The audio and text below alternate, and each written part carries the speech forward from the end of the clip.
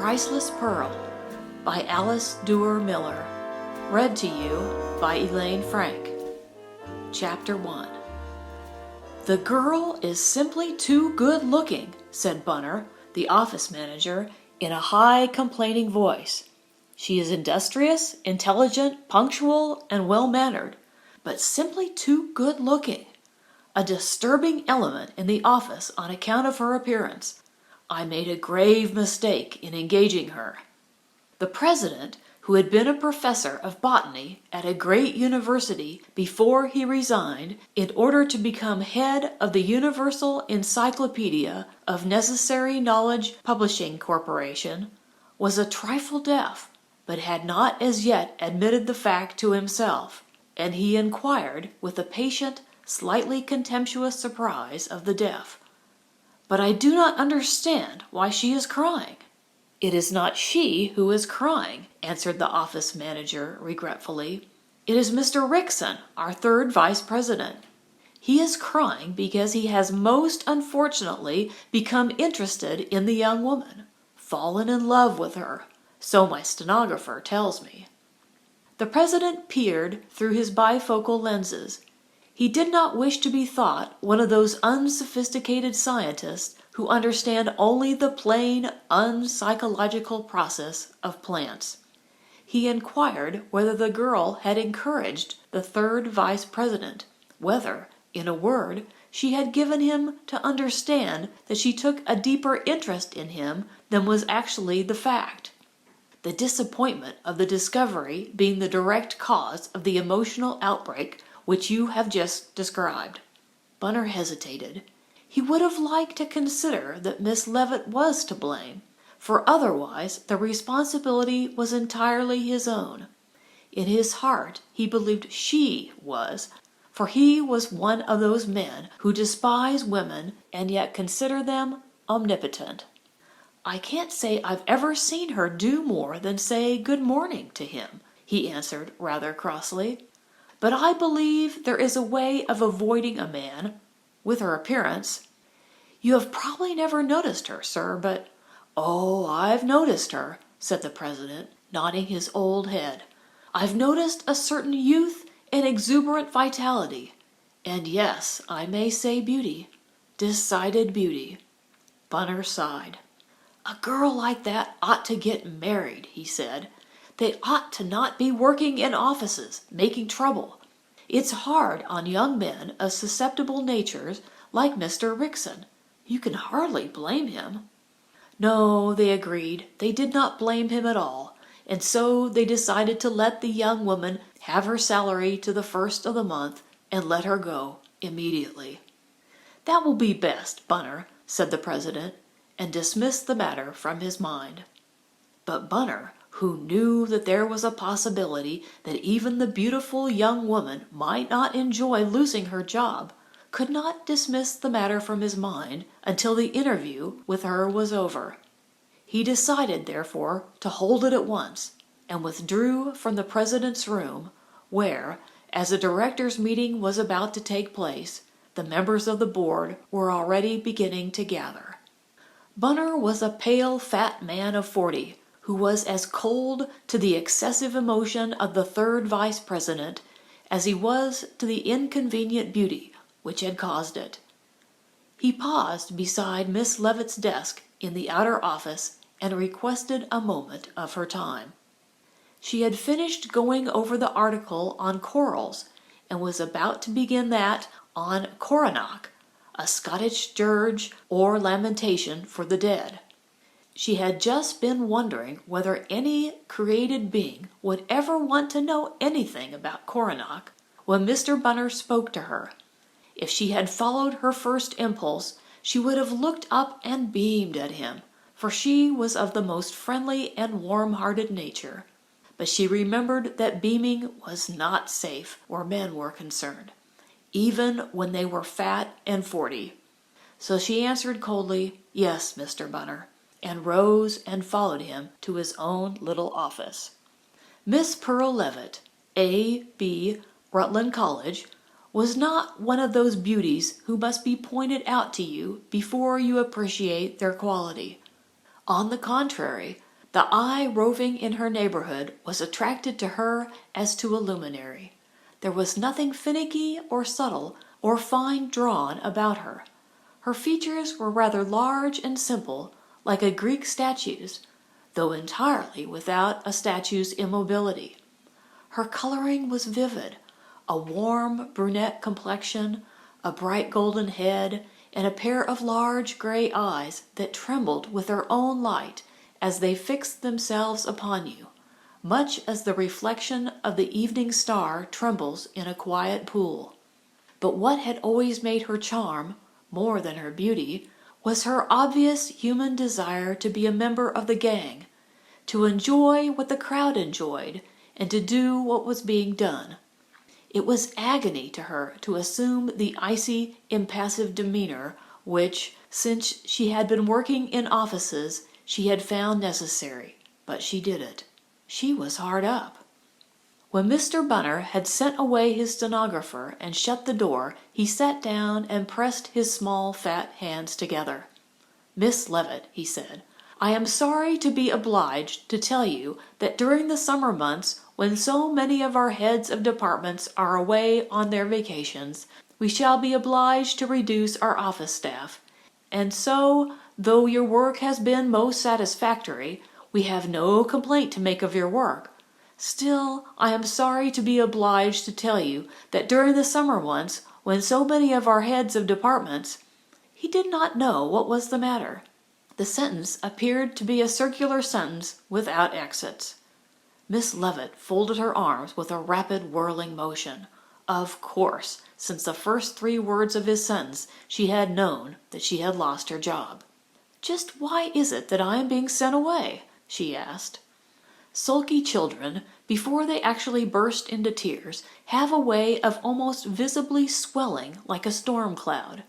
It would be wrong to suggest that anything as lovely as Pearl Levitt could swell, and yet there was something of this effect as she stared down at the office manager. He did not like her tone, nor yet her look. He said with a sort of acid smile, "I was about to explain the reason when you interrupted me. Although your work has been perfectly satisfactory, we feel that during the summer months—" He wrenched himself away from that sentence entirely.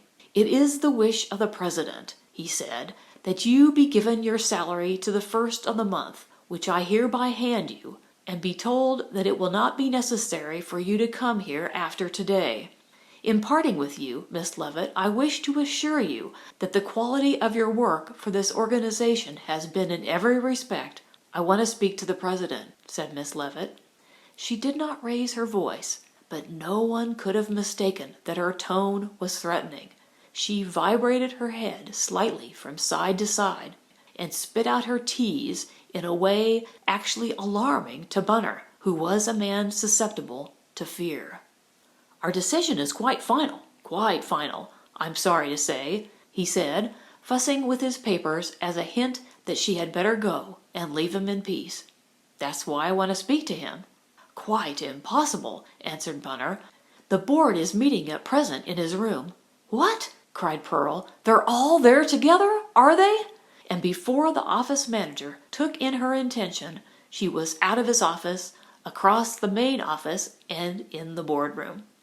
Like so many people destined to succeed in New York, Pearl came originally from Ohio.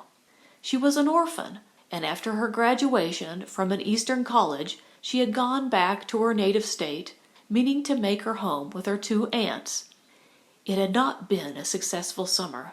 Not only was it hot, and there was no swimming where her aunts lived, and Pearl loved to swim, but 2 of her cousins fell in love with her, one from each family, and it became a question either of their leaving home or of her going. So Pearl very gladly came east again, and under the guidance of her great friend Augusta Exeter, began to look for a job. She had come east in September, and it was now July, hardly 10 months, and yet in that time she had had and lost 4 good jobs through no fault of her own, but wholly on account of her extraordinary beauty. She was not insulted. No one threatened her virtue or offered to run away with her. It was simply that, like Helen of Troy, wherever she came, she brought calamity. Her first place had been with a publishing firm, Dixon and Gregory. When Pearl came to them, the business was managed by the two sons of the original firm. The elder Dixon was dead, and the elder Gregory, a man of 56 or 8, came to the office only once or twice a week. A desk for her had been put in his private room, as it was almost always vacant. It ceased, however, to be vacant as soon as he saw Pearl. He had no idea that he had ever fallen in love with her. Perhaps he had not. He certainly never troubled her with attentions. As far as she knew, he was hardly aware of her existence. His emotion, whatever it was, took the form of quarreling with anyone who did speak to her, even in the course of necessary business.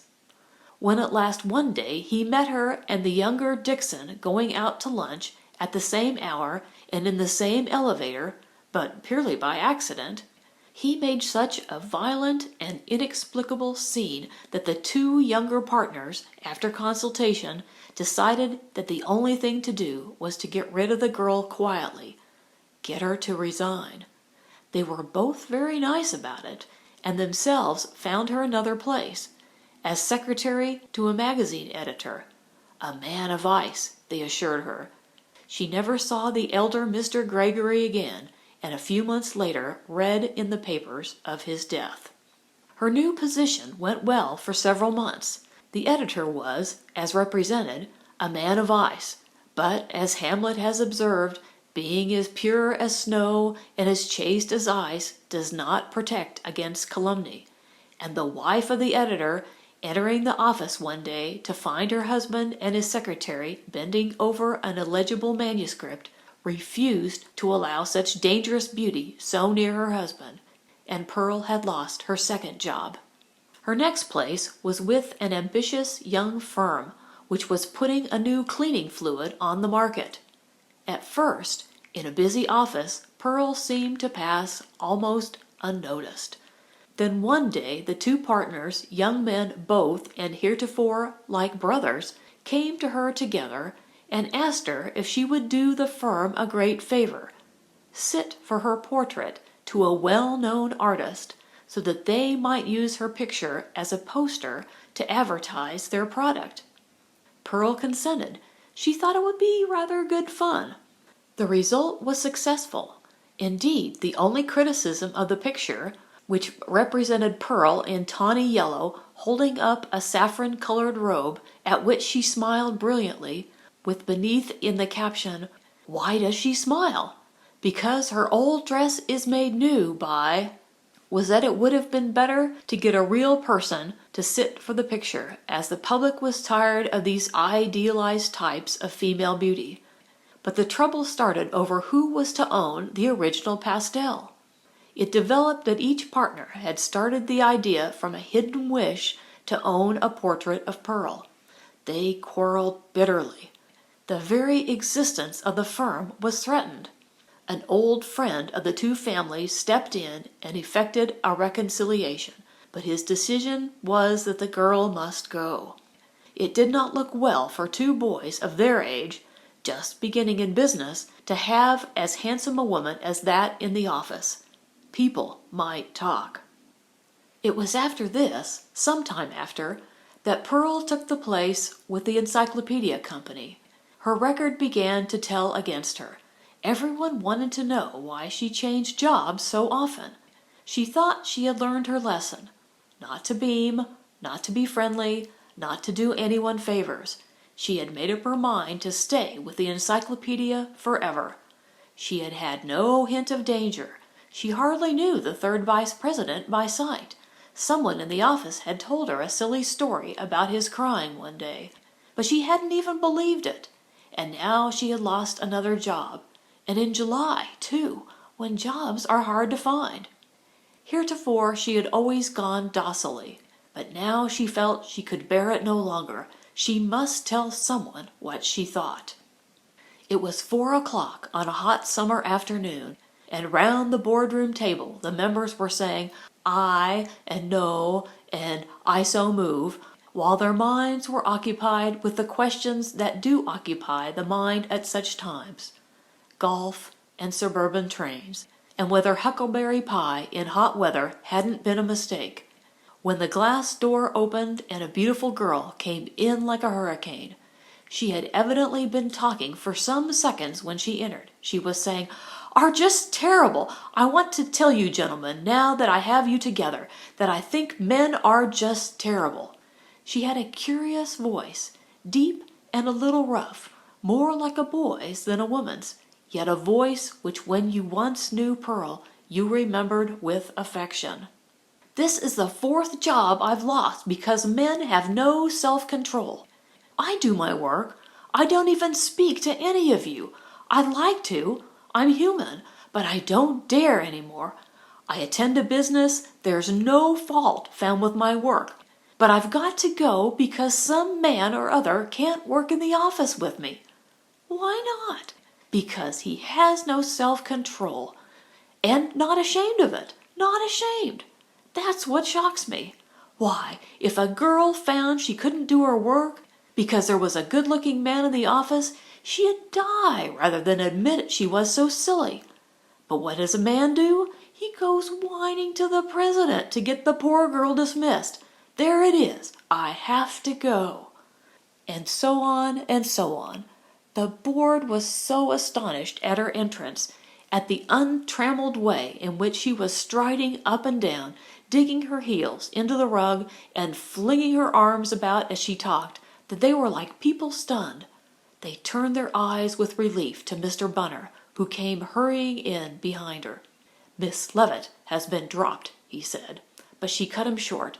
"I've been dropped," she said, "because—" "Will you let me speak?" said Mr. Bunner. A rhetorical question. He meant to speak in any case. "No," answered Pearl, "certainly not. Gentlemen, I have been dismissed. I know, because some man in this office has no self-control. I can't identify him, but I have my suspicions." And she cast a dreadful glance at the 3rd vice president. "Why should I go? Why shouldn't he? Crying? Woof! How absurd!" "Leave the room, Miss Leavitt," said the president, but he weakened the effect of his edict by leaning forward with his hand to his ear, so as to catch whatever she was going to say next. "I haven't shed a tear since my mother died," said Mr. Rickson, rather tearfully, to the man next to him. "This is not the time to discuss your grievance, Miss Leavitt," said the treasurer, wondering why he had never kept in closer touch with the office. "But if you feel you have a just complaint against the company, come to my office tomorrow afternoon." "I'll not go near your office," said Pearl, and she began again to stride about the room, occasionally stamping her right foot without losing step. "I shall never again go into any office where men are. I won't work for men. They're poor sports. They have no self—" "You said that before," said the treasurer. "Control," Pearl went on, "for people in her frame of mind cannot be stopped. Why shouldn't he go? But no, you have to be protected from a girl like a herd of sheep from a wolf. A girl who hasn't even looked at you, at that. If I had ever spoken to the man—" "Leave the room instantly, Miss Leavitt," said the president, and this time he spoke as if he meant it, for he was afraid the identity of the 3rd vice president might be revealed. Little it mattered to Pearl what the old man meant. "I wouldn't mind so much," she went on, "if you did not all pretend to be so brave and strong, to protect women. You protect each other. That's who you protect." "Come, come," said the member of the board. "This isn't the way to keep a job, you know." "I don't want to keep this job. I want you for once to hear what a woman thinks of the men she works for. A lot of poor sports, and not industrious. None of you work the way girls work for you. Slack, that's what I call you, and lacking in self-control." She went out as suddenly as she had come in, and slammed the door so hard that those members of the board sitting near it ducked their heads into their collars in fear of falling glass.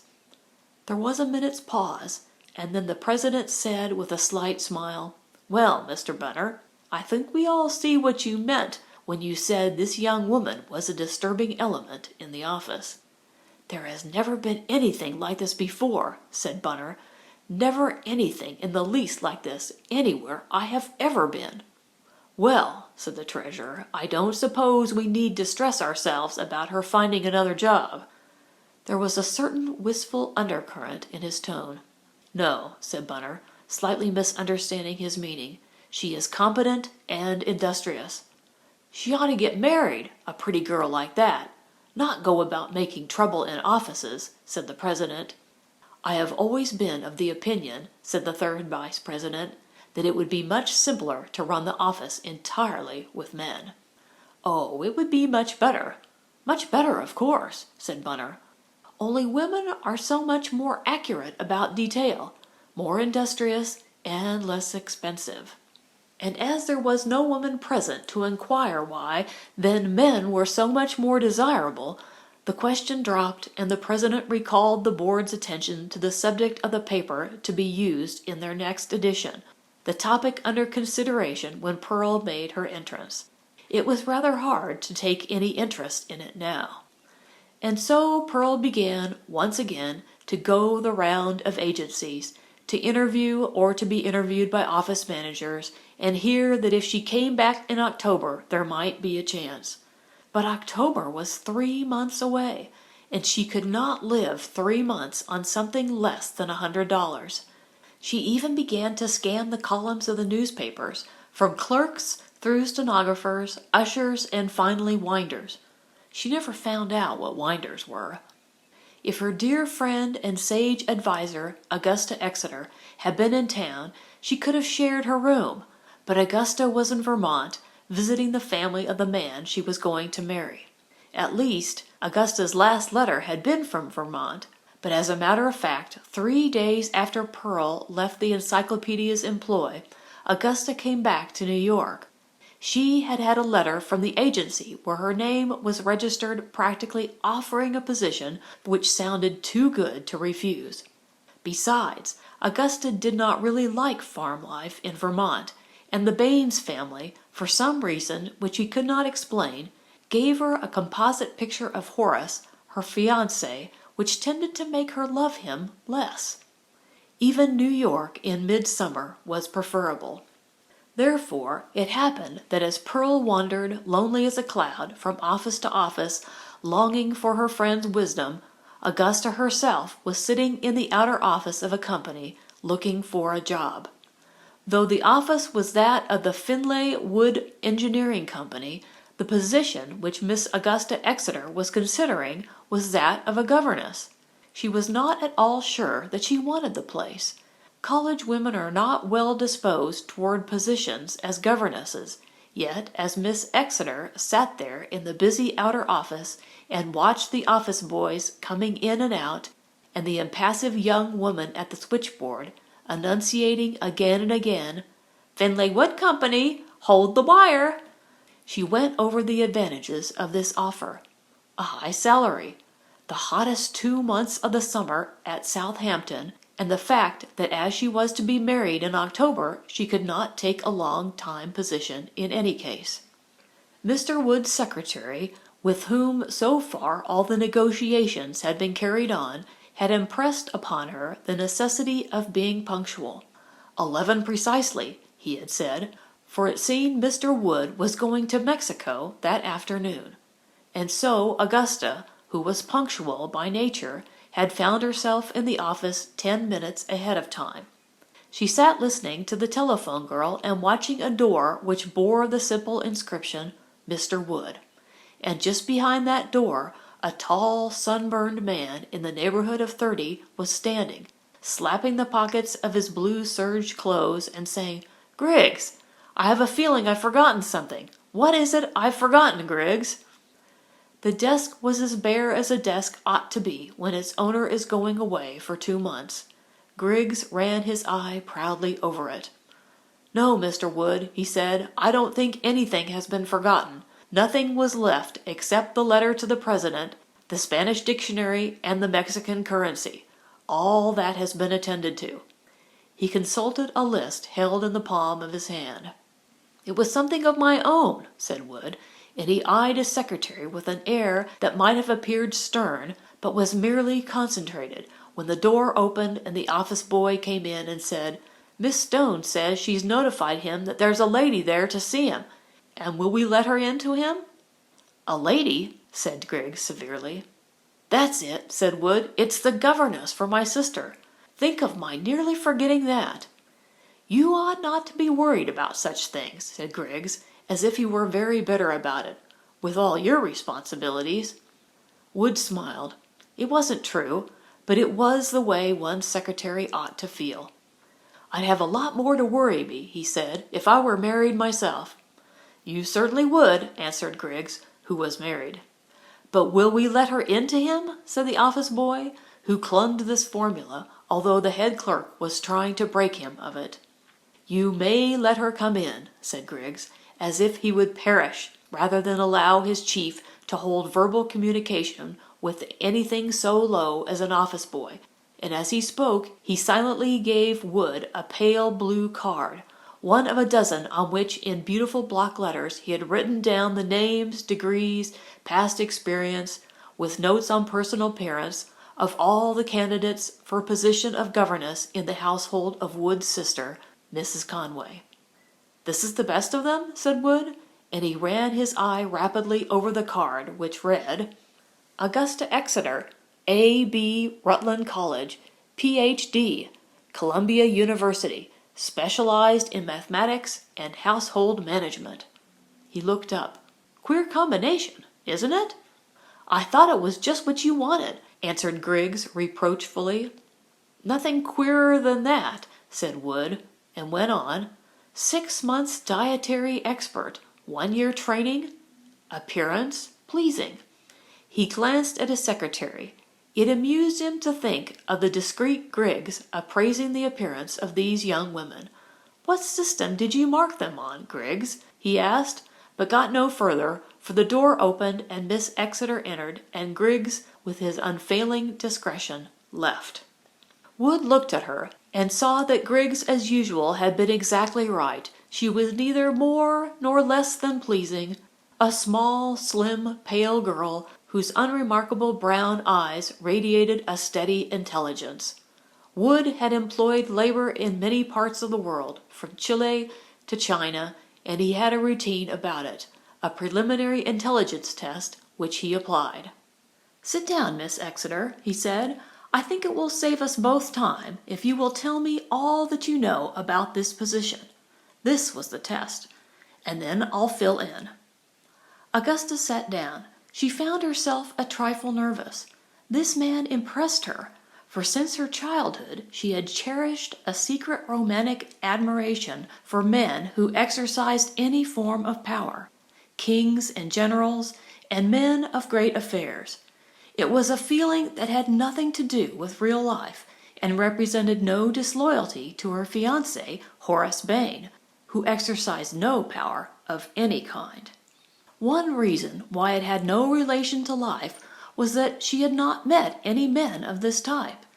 Even in the outer office she had been impressed by the sense of a man waited on and protected by secretaries and office boys as an Eastern princess is waited upon by slaves. And now when she saw him, she saw that he had exactly the type of looks she admired most. Tall, a little too thin, his face tanned to the shade of café au lait that the blonde Anglo-Saxon acquires under the sun. Those piercing, bright blue eyes, that large, handsome hand, which, with the thumb in his waistcoat pocket, was so clearly outlined against the blue serge of his clothes. She said, rather uncertainly, "I know that Mrs. Conway is a widow with 3 children." Even this much was wrong. "Not a widow," he said, "divorced." "With 3 children," Augusta went on, "a girl of 17, a boy of 15, and a little girl of 11. I know that during your absence you want someone to take care and responsibility of the children off your sister's shoulders." He smiled. His teeth seemed to have the extraordinary whiteness that is the compensation of a dark skin. "I see," he said, "that Griggs has been discreet again." He glanced at his watch. "I'm going to Mexico in a few hours, Miss Exeter. I have just 25 minutes. If in that time I am not thoroughly indiscreet, I can't look to you for any help. The situation is this. My sister married Gordon Conway when she was very young, 18. He turned out to be a gambler. I don't know whether you've ever known any gamblers. Miss Exeter never had. But they are a peculiar breed, the real ones, charming, friendly, gay, open-handed when they are winning. They become the most inhuman devils in the world when they are losing. Never get tied up to a gambler. During my poor sister's romance and marriage, Conway was winning large sums on the races. But that stopped a month or so after their marriage, and ever since then, as far as I know, he has lost in stocks, at Monte Carlo, and finally at every little gambling casino in Europe. After about 6 years of it, we managed to get her a divorce. She has entire control of the children, of course. Conway has sunk out of sight. Oh, once in a while he turns up and tries to get a little money from her, but fortunately what little she inherited from my father came to her after her divorce, or otherwise he'd have managed to get it away from her. She's very generous, weak, whatever you call it. One of the things I'm going to ask you to do is to prevent her from seeing him at all, and certainly prevent her letting him have any money. Though it isn't likely to happen, I believe he's abroad. The great point is the children. I'm sorry to say that it seems to me my sister is ruining 3 naturally fine children as rapidly as a devoted mother can.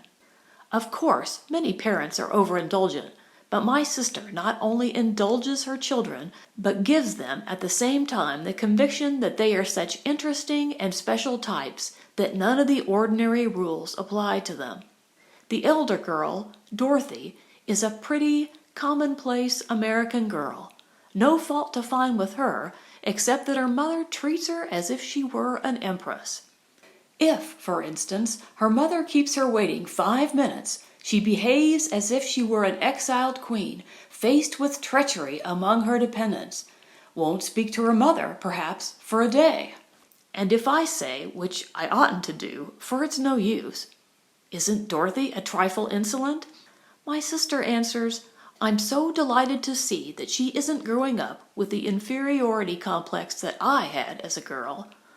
The boy is a perfectly straight, manly boy, but he smokes constantly, at 15.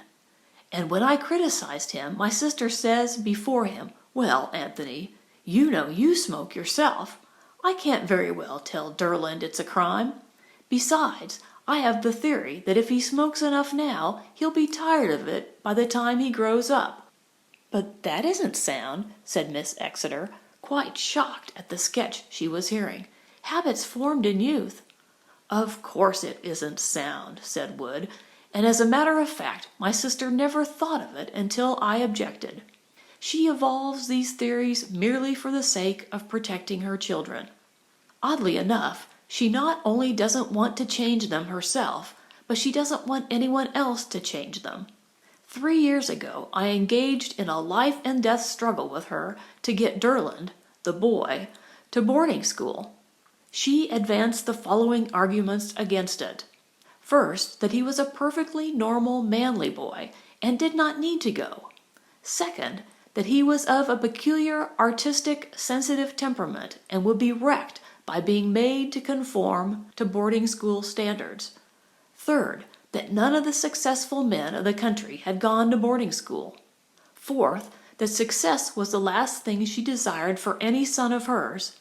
Fifth, that she did not wish to remove him from the benefits of my daily influence.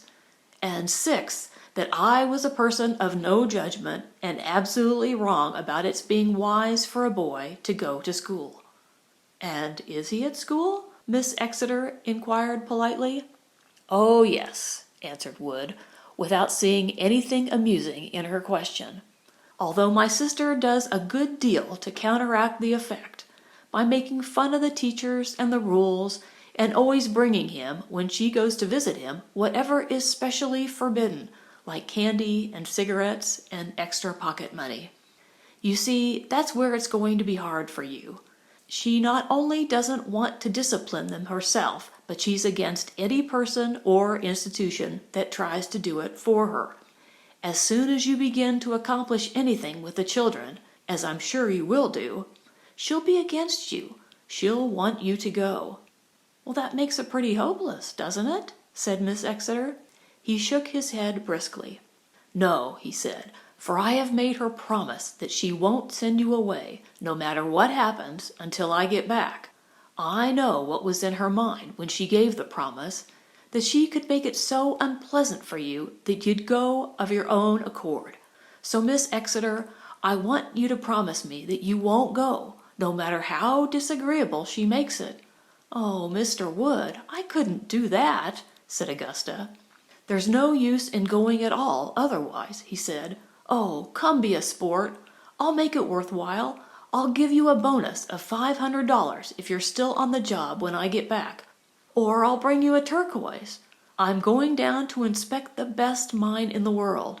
You see, I feel this means the whole future of those children, to be with a woman like you. I know you could do with them just what I want done. You may be mistaken about that, Mr. Wood. I may be, but I'm not.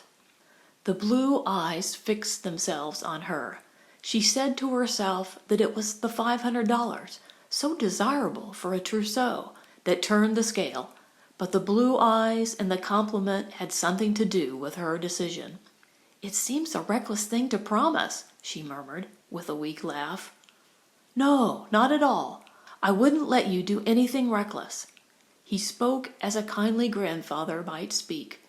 And now we have 10 minutes left, and I want to talk to you about the little one, Antonia. His face softened, and after a slight struggle he yielded to a smile. The truth is, he said, that she's much my favorite. She's intelligent and honest, and the justest person of any age or sex that I ever knew in my life. He paused a second. Perhaps it is because I'm fonder of her than of the other two, but it seems to me my sister is particularly unwise about Antonia. His mind went back to his parting the evening before with this small niece. He and his sister had been sitting on the piazza of the house they had taken at Southampton. At least she had taken it, and he had paid for it. Only a few yards away, the Atlantic, in one of its placid, lake-like moods, was hissing slowly up and down on the sand. The struggle about a governess had been going on for several weeks. So far, Mrs. Conway had won, for this was his last evening and none had been engaged. She had a wonderful method for dealing with her brother, a method to be commended to all weak people trying to get the maximum of interest and the minimum of control from stronger natures. She listened to everything he said as if she were wholly convinced by his words and intended to follow his advice to the last detail. And then she went away and did just whatever she had always meant to do. If he reproached her, she looked at him wonderingly and said, "But Anthony, dear, I did agree with you at the time, but afterward, when I came to think—" Oh, how well he knew that dread phrase, afterward, when I came to think. By these methods she had managed to fend off action for 3 weeks, agreeing with him most cordially that the children ought to have a governess, but thinking, after he had gone to New York for the week, that it would be nice for them to take French lessons with a charming French lady in the village, or perhaps the Abernethys' governess would come over for an hour a day. And now, on his last evening, he had outmaneuvered her by announcing that he was interviewing candidates the next morning before he took his train, and would send her the best. "I'm sure it's very kind of you to take all this trouble, Tony," she said. "Don't send me anyone too hideous, will you?" Griggs described the young woman I have in mind as of pleasing appearance. Well, that means perfectly hideous. You wouldn't want a prize beauty, would you? Certainly I would. I like to have lovely things about me. I suppose you think that's idiotic." He assured her that he never thought her idiotic, at least not unintentionally, and went on to obtain the famous pledge, the promise that she would keep the governess he sent her until his return in September. She agreed finally, partly because it was getting late and she was sleepy, partly because she reflected that there were more ways of getting rid of governesses than by sending them away. "I'm so sleepy," she said, yawning, "and yet I don't quite like to go to bed until Antonia comes in." "Antonia?" said Wood. "I thought she went to bed at 9." It appeared that Antonia had formed the habit lately of sleeping on the beach, at least for the earlier part of the night, just digging a hole and curling up there. Her mother thought it an interesting, primitive, healthy sort of instinct. "And yet," she added thoughtfully, as if she knew she were a little finicky, "I don't like to lock up the house until she comes in." "I think you're right," said her brother. These were the things that terrified him so. A little girl out in the blackness of that beach in her pajamas. How could he go to Mexico and leave her? He rose and went to the edge of the piazza, which rested on the dunes. He could see nothing but the stars. "Shall I call her?" he said. "I hate to wake her, but yes, just give a call." He shouted, and in a few seconds a faint, cheerful hello reached them, and a little figure appeared over the dunes. "Were you asleep, darling?" said her mother. "No, I was swimming," said Antonia. She stepped within the circle of light from the windows, and Wood could see that her dark curly hair was plastered to her head, and her pajamas clung to her like tissue paper. "I love to swim at night," she said. "It makes you feel like a spirit." She shared her more important thoughts with her uncle. Then, turning to her mother, she advanced toward her with outstretched arms as if to clasp her in a wet embrace. "Look out for your mother's dress," said Wood, for Edna Conway was as usual perfectly dressed in white. She smiled at him and took the child to her breast. "Dear Anthony," she said, "if you were married, you'd know that a woman loves her children better than her clothes." He was silent, wondering if she knew how much she had had to do with the fact that he wasn't married. He had no taste for masculine women, and yet Edna had made him distrustful of all femininity, which sooner or later developed the sweet obstinacy, the clingy pig-headedness, the subtle ability, under the idiotic coyness of a kitten, to get its own way. Well off and physically attractive, he had not been neglected by women, but always, sooner or later, it had seemed to him that he had seen the dread shadow of kittenishness. Cattishness he could have borne, but the kitten in woman disgusted him. "And dearest," his sister was saying to her daughter, "you won't go to bed in your wet things, will you?" Antonia shook her finger at her mother. "Now don't begin to be fussy," she said, not impudently, but as one equal gives advice to another. Yet even this mild suggestion of reproof was painful to Edna. She turned to her brother and said passionately, "I'm not fussy, am I? I don't see how you can say that, Antonia. It's only that your uncle wouldn't close an eye if he thought you were sleeping in damp pajamas, wouldn't you, Anthony?" And she laughed gaily. It was one of her most irritating ways to pretend that she was just a wild thing like the children, but that to oblige some stuffy older person she was forced to ask the children to conform. "I might close an eye at that," said Anthony. The whole incident had finally decided him to take the prospective governess entirely into his confidence. He had thought at first it would be more honorable to let her discover the situation for herself. But now he saw that she would not only need all his knowledge of the situation, but the full conviction that he was backing her, whatever she did. He became convinced of this even before he saw Miss Exeter. Having seen her, he had no further hesitation. He thought her as sensible a person as he had ever met. She sat there in the hard north light of his office, noting down now and then a few words in a little black notebook. She was not only sensible, she was to be depended upon. "The truth is," he said, "that Antonia, not to put too fine a point on it, is not personally clean. Miss Exeter smiled, for to her mind the tone of agony in his voice was exaggerated.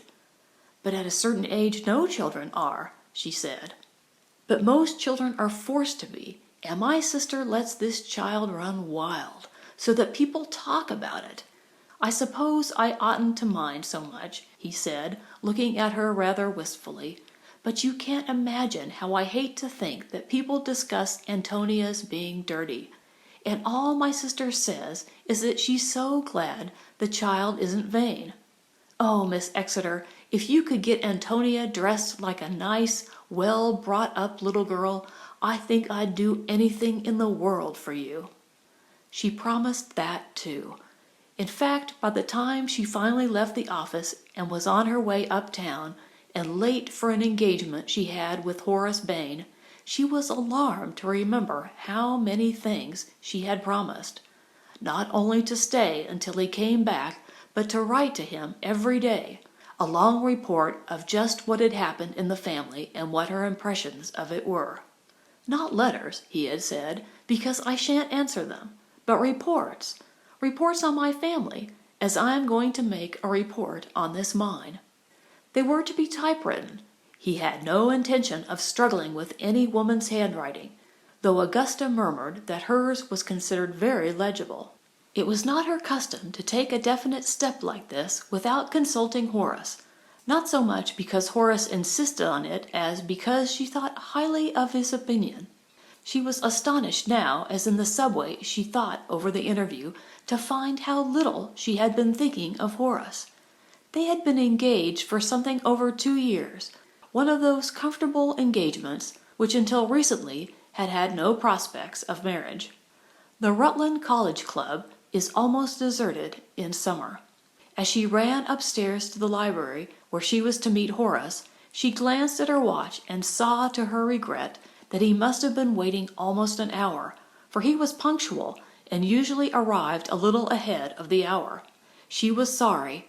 Such a busy man, but he would understand. She would explain. He rose from a deep chair as she entered, a serious young man whom everyone trusted at first sight. She saw he looked a little more serious than usual, and her sense of guilt made her attribute this seriousness to her own fault. She began to explain quickly and with unaccustomed vivacity. She sketched the interview, Mr. Wood, his office, the promise, the letters, the turquoise. Horace kept getting more and more solemn, although it seemed to her that she made a very good story of it, more amusing perhaps than the reality had been. "Isn't it exciting?" she said. "I'm going down on Thursday under this contract to stay 2 months. "No, you're not," said Horace. She stared at him. He had never spoken like that in all the years she had known him. "What do you mean, dear?" she said, rather reprovingly. "You were so busy telling me about this Adonis you're going to work for that you did not stop to consider that I might have some news of my own. I've landed that job in Canada, and I'm going there on Friday, and you're going with me. You're going to marry me the day after tomorrow and start north on Friday." She stared at him, many emotions succeeding each other on her face. She had given her word, her most solemn word. She could hear Wood's quiet voice asserting his confidence in her. "I know I can depend on you. If you give me your word, I know you'll keep it." She could not break it. She said this, expecting that Horace would admire her for her dependability, would at least agree with her that she was doing right. But instead he looked at her with a smoldering expression, and when she had finished he broke out. In fact, he made a scene of jealousy. The first he had ever made, but none the worse for that. For a beginner, Horace showed a good deal of talent. He accused her openly of having fallen in love with this fellow. She wasn't a girl to do anything as silly as that except under a hypnotic influence. People did fall in love at first sight. There were Romeo and Juliet. Shakespeare was a fairly wise guy. These letters every day, why, if she wrote to him, Horace, once a week, he was lucky. But every day to this man? And jewels and money? No, not much. Jealousy, which is popularly supposed to be an erratic and fantastic emotion, is often founded on the soundest intuition. Augusta found herself hampered in defending herself by a certain inner doubt, and her silence enabled Horace to work himself up to such a pitch that he issued an ultimatum, a dangerous thing to do. She would either marry him and go to Canada with him, or else everything was over between them. It was a terrible situation for Augusta. On the one hand, her spoken word, given to a person whose good opinion she greatly desired, and on the other, her sincere love of Horace, increased by the decisive stand he was taking. For it is unfortunately true that if you do not hate a person for making a scene, you love him more. Perhaps Horace saw this. In any case, he would not retreat an inch. This was a situation when the door of the library opened and in came Augusta's friend and classmate, Pearl Levitt, with whom she had an engagement for luncheon. Only in the general strain and excitement of the morning, she had entirely forgotten the fact. Pearl, like Augusta herself, was too much occupied with her own mood to notice that a mood was already waiting for her. It seemed to her that Augusta and Horace were just sitting there as usual, without much to say to each other. She had been looking for a job all that morning and all the day before, and was discovering that beauty may find it as hard to get a job as it had been to keep one. "Hello, Gussie. Hello, Horry," she said, striding in, full of her own troubles. "I think men are just terrible." "You must have changed a lot," said Bain, who was in no humor to let anything pass. He had known Pearl since her freshman year at Rutland, and was accustomed to seeing her surrounded by a flock of the condemned sex, whose attentions had never seemed unwelcome. "Yes, I've changed," said Pearl. "You see, I have worked for men. At least I've tried to. I've been trying to all morning. If they kept turning you down because you were lame or marked with smallpox, they'd feel ashamed. But if they turn you down because they think you're good-looking—" Miss Levitt here interrupted her narrative to give a grinning representation of the speaker. "Forgive my speaking plainly, but you are too good-looking for office work." "Doesn't it occur to them that even good-looking people must eat? And they are so smug and pleased with themselves? Well, here I am with 2 weeks' salary between me and starvation, all on account of my looks. I believe I'll go and teach in a convent where there are not any men to be rendered hysterical by my appearance." And she gave a terrible glance at Horace, and then, feeling she had been too severe, she beamed at him. Beaming at Horace was perfectly safe, and added, "I've always liked you, Horry, but I have no use for your sex, especially as employers. They are too emotional." "And what would you say, Pearl," said Horace, in a deadly impartial tone, "if a man offered you a job, and in the first interview told his life story, asked you to write him every day, and promised you jewels if you stayed on the job until he got back? What would you say?" "I wouldn't say a word," answered Pearl. "I'd take to the tall timber. I know that kind." "You are both absolutely ridiculous," said Augusta haughtily. "You are absolutely right," said Horace. "You don't mean to say that someone has been trying to wangle Augusta away from you, Horace?" asked Pearl, generously abandoning all interest in her own problems for the moment. The two others said no and yes simultaneously, and began to pour out the story. Augusta's point was that Horace did not respect her business honor, or else he would not ask her to break. Horace's point was that Augusta did not really love him, or she wouldn't think up all these excuses. She'd marry him as he asked her to do. Ah, but he hadn't had any idea of getting married until he heard that she was going to take this place. He had. He had come there to tell her, only she had been so excited about this other man. Nonsense. The trouble with Horace was that he was jealous. No, he was not at all jealous, but if he were, he had good reason to be. Writing to a man every day and accepting jewels. Pearl kept looking from one to the other. deeply interested. In the first pause, which did not come for a long time, she said gravely, "How is it, Gussie? Do you really want to marry Horace?" She said it very nicely, but on her expressive face was written the thought that she herself could not see how anyone could want to marry him. I do, answered Augusta, rather tearfully. But how can I when I've given my word? I'll tell you how you can, said Pearl. You marry him and disappear into the wilds of Canada, and I'll take your place with the Conway family. They stared at each other like people waiting for the sound of an explosion. They were trying to think of obstacles. Except, said Pearl, that I'm not as efficient like you, and not very good at mathematics. You were efficient in the way you ran the junior ball, said Augusta. Everyone said. A spasm of amusement crossed Pearl's face. Did I never tell you about that? She said. I vamped the senior at Amherst who had run theirs, and he not only gave me all the dope, but he did most of my work. I was a mine of information, but that isn't efficiency. I disagree with you, said Augusta. The more she thought of this idea, the more it seemed to her perfect. There had always been a kind of magic about Pearl, and wasn't magic the highest form of human efficiency? It wasn't breaking one's word to substitute a better article than that contracted for. To send Pearl in her place would be keeping her word doubly. She saw Pearl charming Antonia, dazzling the boy, setting all the Conway household to rights by ways peculiarly her own. But perhaps they won't want Pearl, said Horace. I mean, they won't have any choice, said the girls together. But I mean, reiterated Horace, that no one would want a governess who looked like Pearl. Then the storm broke over his head. What? Wouldn't he even let her be a governess? Did he want her just to starve?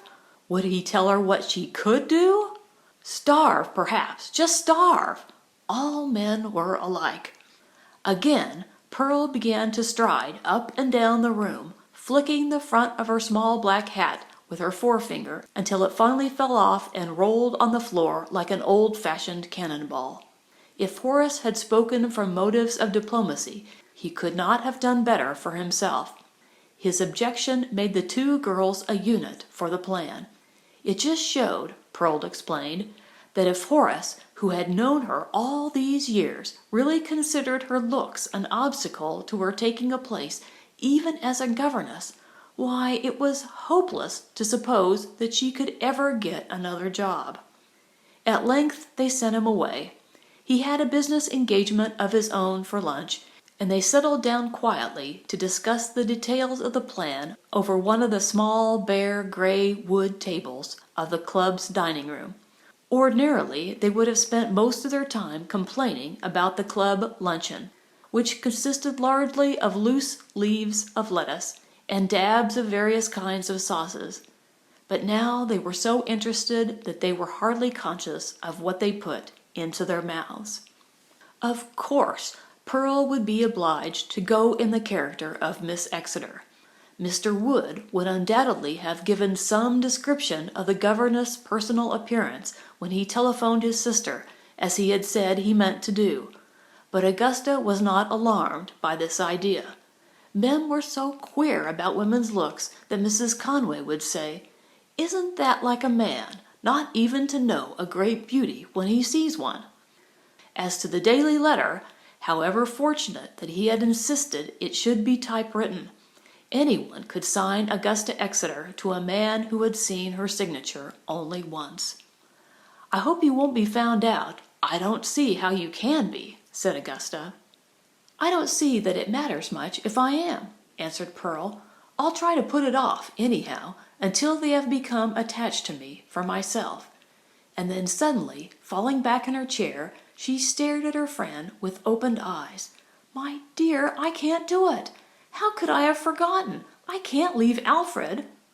Alfred was not a beautiful young lover, as her tone of lingering affection might have seemed to indicate, but a peculiarly ugly black and white cat. Black where he ought to have been white, and vice versa, that is to say, black round one eye which made him look dissipated, and black about the nose, which made him look dirty. Also, he had lost one paw. Pearl had rescued him from a band of boys in an alley and cherished him with a steady maternal affection. "Oh, Alfred," said Augusta, as if this did not make much difference. This was not only wrong in tone, but she had failed to say the thing that Pearl wanted her to say, namely, that Mrs. Conway would be delighted if the new governess brought her cat with her. Pearl explained that Alfred was really no trouble in the house. He slept all day and caught mice at night, except one night he did stumble all the way downstairs on account of his paw. "And you'd be surprised, Gussie," said Pearl, her whole generous face lighting up with admiration. "That cat, that little creature, made a noise like an elephant falling. He's so solid." But Augusta, who was not so easily moved to admiration as Pearl, was not at all moved now. "I can't see," she observed coldly, "what it is you see in Alfred that makes you love him so." Pearl, who had really a nice nature, wasn't angry. "It isn't exactly that I love him so much," she answered, "but I feel so sorry for him, and when I feel sorry for anyone, they, to a certain extent, own me. I feel as if I could never make up to them for the way life has treated them. I feel that way to Alfred. About his paw, you know." "You didn't feel that way to the man who cried in the encyclopedia." "I should say not," answered Pearl. "No, I can't pity him. He was such a poor sport about it. Men are poor sports where women are concerned. Even Horace. If you had asked him to break his word because you had a brainstorm, he'd have been shocked." "He'd have been immensely flattered," said Augusta reflectively. "But he thinks it's absolutely all right for him to break up all your business arrangements because he goes off half-cocked with a fantastic idea that you've fallen in love with a man you merely want to work for." Augusta thought a minute, and then she said, "It wasn't quite so fantastic as you think, Pearl. I was attracted by Mr. Wood. I might have fallen in love with him if I had been brought into contact with him much more. Oh, Pearl, haven't you ever felt a sudden charm like that?" Pearl shook her head. She could not say. Perhaps she did not really herself understand why such emotions were forbidden to her, but the true reason was that if her speaking countenance had ever turned upon a man with that thought in mind, the next instant her lovely nose would have been buried in a tweed lapel or grating against a stiff collar. "You know," Augusta went on, "that I really love Horace, and Mr. Wood took no interest in me, except as a governess for his nieces. But have you never said to yourself, 'There is the type of man whom I could have loved madly if only things had been different'?" Again Pearl's head wagged. Then she said, "Describe my employer to me." "Well," Augusta began solemnly, "he has a smooth brown face, out of which look two bright blue eyes, like a Chinaman." Pearl scowled. "But Chinamen don't have blue eyes," she objected. "No more they do. Why did I keep thinking of China, then? China blue, perhaps. Or maybe the way they are set. I think there is an angle, a little up at the corners. Then his shoulders are broad, or his waist is awfully thin because his coat falls in that loose, nice way, like the English officers who came to lecture at college." "Mercy," said Pearl, "what things you notice! And he's very direct, and not at all afraid of saying what has to be said. And he doesn't lecture you about women's intuition, or how he made his business success, or any of those things that men always talk about when they offer you a job. And oh, it rings in my ears the way he said it as we parted. 'If you give me your word, I know I can trust you to keep it,' or something like that."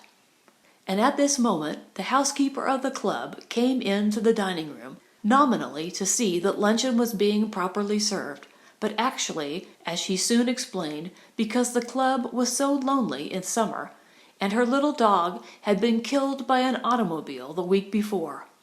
Pearl, of course, was immensely sympathetic about this loss, and Augusta, with a flash of efficiency, suggested that Alfred could live at the club for the 2 months Pearl was away, and the housekeeper greeted the idea with enthusiasm.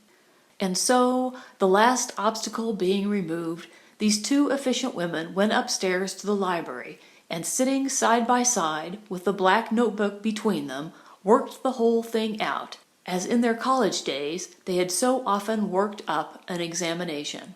All the facts that Wood had spread out for Augusta, Augusta now spread out for Pearl. The salary, the bonus, the character of those involved, the results which Mr. Wood especially wished to see accomplished, that Antonia should be made clean and neat and dressed like a normal little girl, that Derland should be taught algebra thoroughly and made to stop smoking, though that would be difficult, that Mrs. Conway should not be worried by her former husband and certainly prevented from lending him money. And there is his address in Mexico, and you're to write every day. That's the most important thing of all, to write every day. Pearl took the notebook and put it into her pocketbook. "And how often does he write to me?" she inquired. Augusta smiled. "He never does. He never answers. I suppose it's the first time in your life, Pearl, you ever wrote to a man who did not answer your letters." "I rather like the idea," said Pearl. They were interrupted by a telegram being brought in and given to Augusta. She opened it. "It's from Mr. Wood," she said, and with added surprise, "it seems to be about you." "About me?" "No," said Augusta with relief. "I read it wrong. It's about Mrs. Conway's jewels. He told me she had a string of priceless pearls that her husband gave her when they were first married. The message says, 'Please see that pearls are kept in safe on account of recent Long Island burglaries.' She gave the yellow sheet to her friend. 'Keep that,' she said, 'and be sure to mention it in your first report that you have received it. That will make absolutely sure that you're me.' You ought to say you're I, if you are going to be a governess," said Pearl. "But I'm not," said Augusta.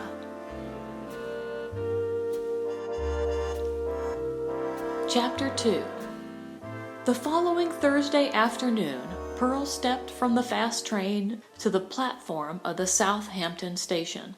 Since the train reached Quoquai, she had been agreeably aware of the damp saltness in the air, which comes only from proximity to the open ocean.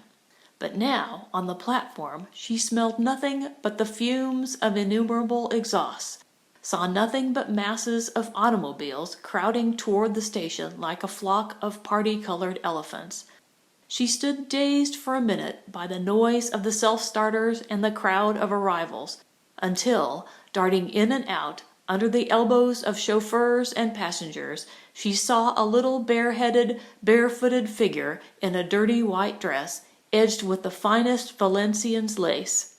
Pearl felt an instant conviction that this was her future charge. "Antonia," she said, in her deep voice, and the child made a rush for her. "Are you Miss Exeter?" she exclaimed, and she gave a little boyish shake to her head. "I must say I think you are much more than pleasing. My mother said you'd be much less. She drew me a picture of what she thought you'd look like. Mother doesn't draw very well. I'm glad you're not like that. If I'd taken that as a guide, I'd never have found you at all." She beckoned to a large green touring car, and having arranged about Pearl's trunk and seen the bags put into the car, she herself sank beside Pearl on the wide back seat, while to steady herself on the slippery leather she raised one leg and clutched the back of the front seat with her bare, flexible toes. "How do you like Southampton?" she said.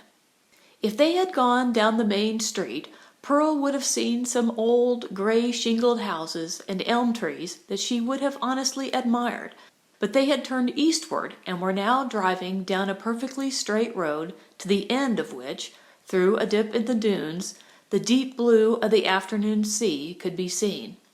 The country was flat in every direction except the north, where a wooded rise in the ground cut off the horizon. To be candid, Pearl did not greatly admire the prospect, but she said tactfully, "I love the sea." "Can you swim?" "Yes." "Can you play tennis?" "Yes." Can you drive a car? No. Good, said the child with her friendly smile. I'm glad I found something you can't do. Beckett, she said, leaning forward and shouting in the ear of the chauffeur, I mean to teach Miss Exeter to drive. Maybe it'd be as well to learn yourself first, miss, said the man coldly. Antonia sighed. Beckett's cross, she said, because I bent the fender coming up. My legs are too short to reach the footbrake in a hurry. Beckett knows that, but he doesn't make allowances. Is it safe for you to drive, then? Asked Pearl. Well, if you ask me, no, said Antonia candidly. But as long as Mother lets me do it, of course I'm going to. I wonder if you're going to like us. I don't see how anyone could like Dolly. What's the matter with Dolly? Oh, about everything, answered Antonia. I'll tell you the kind of person she is. If you forget something she asks you to do, she treats you as if you were a moron to have forgotten it. And if she forgets something you ask her to do, she treats you as if you were a moron to have asked her to do it. There must be something to be said for her, Pearl suggested. Antonia considered the question. She was, as her uncle had said, the justest of created beings. I suppose there must be, but I don't know what it is. Then there's Derlin. He's great, only he doesn't notice me much. I wish I were a boy. I want to wear trousers and be free. You seem to me pretty fairly free. Antonia laughed. That's funny, she said. I mean, it's funny that you said that exactly the way Uncle Anthony talks. That gentle tone that makes you feel like nothing at all. Do you like Uncle Anthony? Do you think he's handsome? Yes, indeed I do, answered Pearl, with a modest enthusiasm which she thought, under the circumstances, Augusta would have allowed herself. So do I, said Antonia. So does Miss Wellington, whose mother has a house next to us. She took it before she knew Uncle Anthony was going to be away all summer. At least, that's what Mother and I think. Miss Wellington told me she thought him handsome, and she said, and you can tell him I said so. But I didn't, for rather a spiteful reason. I thought she wanted me to. It sounds that way to me, too, said Pearl. I'm glad you like him, Antonia went on. He likes you, too. He telephoned Mother about you. He said he had found a pearl. Wasn't that funny? It was funnier than Antonia knew. So now Mother always speaks of you as the priceless pearl. Mother's rather amusing like that. He said you were not so much on looks. Just pleasing, he said. But I think you are perfectly beautiful. Do you think you're beautiful, Miss Exeter? This was the first crisis. Pearl knew that if she said no, Antonia would distrust her honesty, and if she said yes, it might be used against her. So she compromised. I'll answer that question the day I leave, she said. I'll tell you something funny about that, said Antonia. Perhaps I oughtn't to, but I'm going to. Uncle Anthony made Mother promise not to send you away until he came back, no matter what happened. But Mother says she knows a way to get around that if the worst comes to the worst. You see, I don't want to hurt your feelings, but we all felt it was rather hard on us to have a governess at all in summer. Mother thinks it's hard, too. She says it's just one of Uncle Anthony's ideas. She says a man can't take an interest in anything unless he thinks he's running it. So she just lets him think he runs the family, and then when he's away, she does what she thinks is best. This is our gate now. What do you think of the house? We only rent it. There's Derlin going in for a swim before dinner. I wonder if he'd wait for us. Derlin! Derlin! It was quite extraordinary the volume of sound that could issue from so small a person as Antonia. She sprang out of the car, over the closed door, and ran round the house toward the ocean, while Pearl entered the front door alone. A slim, gray-haired figure in Delft blue came out of a neighboring room and said, "Good heavens, you are not Miss Exeter, are you?" Pearl smiled her most winning smile. "Won't I do?" she said. But merriment did not seem quite in order. Mrs. Conway's manners were perfect, but she was not going to begin by being any more friendly than she could help. She answered politely, "Oh, perfectly, I feel sure. Only you do not look quite as my brother's description led me to expect. But then men are not very good at describing women." Her hair, prematurely gray, gave more the effect of powder. Her brows were arched so much that she seemed to be looking up from under a thatch. They were blue eyes, not quite china blue, as Pearl had heard the family eyes described. They were sad, appealing eyes, which kept veiling themselves in an effort to seem dignified and remote. Yes, Pearl thought, there was something pathetic about Mrs. Conway, something that made her feel just a little bit as Alfred's lost paw made her feel. So she beamed gently down upon her new employer while that lady continued, "I don't see how Antonia ever found you, from his account. Fortunately, the child is wonderfully quick, or you would be waiting at the station still. Where is she, by the way?" Pearl explained that she had dashed down to the beach to ask her brother to wait for them, and would it be all right if she went swimming too? Over Mrs. Conway's shoulder Pearl could catch a glimpse of the piazza, and beyond that the faultless blue rim of the horizon, and as she talked she could hear close by the thud and hiss as a wave went up the beach. She longed to be in the water. "Oh, yes, go if you want to," said Mrs. Conway. She was not exactly cordial. Gentle, friendly people like Edna Conway always go too far when they try to be cold. They have no experience in the role. But try not to keep them waiting too long. My children hate to be kept waiting. "I do myself," answered Pearl gaily. "Really?" said Mrs. Conway, and the arched eyebrows went up under the gray thatch. Pearl saw she had said the wrong thing, but whether it was wrong for a governess to dislike being kept waiting, or presumptuous to put herself in the same interesting group as the Conway children, she had no idea. She did not much care either. The smooth blue sea was waiting for her, and she went springing upstairs, slinging off a string of beads, translucent pearl-gray glass, the color of her eyes, and thinking to herself that it was a mercy she had had sense enough to put her bathing dress in her bag. She tore it out from the lower layers so violently that shoes and brushes flew into the air like stones from a volcano, and in a surprisingly short time she was running through the deserted sitting room, out across the piazza, down the steep wooden steps to the beach. At the edge of the water, Derlin was standing with his back to her. Although he was a thin boy of 15, in a striped red and blue bathing suit, he was standing with one knee advanced, his hand on his hip, and a cigarette dangling from his lip, as if he were the late King Edward VII at Hamburg. Beside him, Antonia was digging a hole like a dog, possibly her sleeping hole for the evening, and talking all the time. She was talking about Miss Exeter. Derland was deeply opposed to the idea of Miss Exeter. In the first place, he was opposed to women, as a prisoner is opposed to stone walls. He was surrounded by them, dominated by them. His mother, his mother's maid, who had been with him forever, his sister Dolly, they all bullied him and cut him off from his fellow men.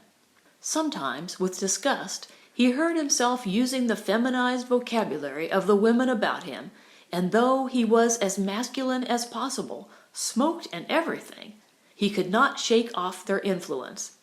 Then he hated governesses as representing that most emasculated form of that most emasculated thing, learning. His friends had already made fun of him about it. It had been said on the beach, "I hear you're getting a governess to keep you in order, Durley." He had decided to make it clear that he had nothing to do with the woman. He doubted if he even allowed her to teach him algebra, though as a matter of fact he wanted to pass his examination.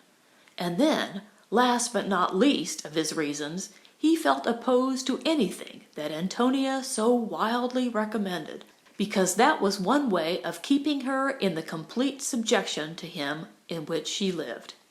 So while she chatted of Miss Exeter and her beauty and her youngness and the sort of niceness of the way in which she looked at you, he stood gazing out to sea, as if the best he could do for his little sister was to just not hear her at all.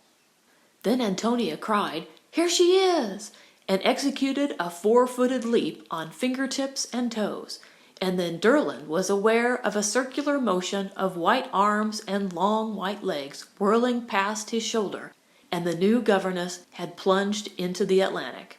This really wouldn't do at all. A governess doing handsprings! It looked peculiar, and yet it did pique the curiosity. He sauntered a step nearer with a slow, sophisticated, loose-kneed walk. Miss Exeter and Antonia were behaving foolishly, and noisily too, splashing each other and laughing. He himself went in as if the object of a swim were not to disturb one unnecessary drop of water. He swam a stroke or two under the surface, and coming up out of a wave, found himself face to face with Pearl. The wonderful radiance of those gray eyes came to rest on his, and his heart melted within him like a pat of butter. It wasn't just her beauty, though that would probably have been enough, but it was the immense, generous friendliness toward all the world, when the world would allow her to be friendly, that warmed and comforted his young spirit. He gazed at her, and suddenly the gaze was cut short by Pearl's decision to stand on her head.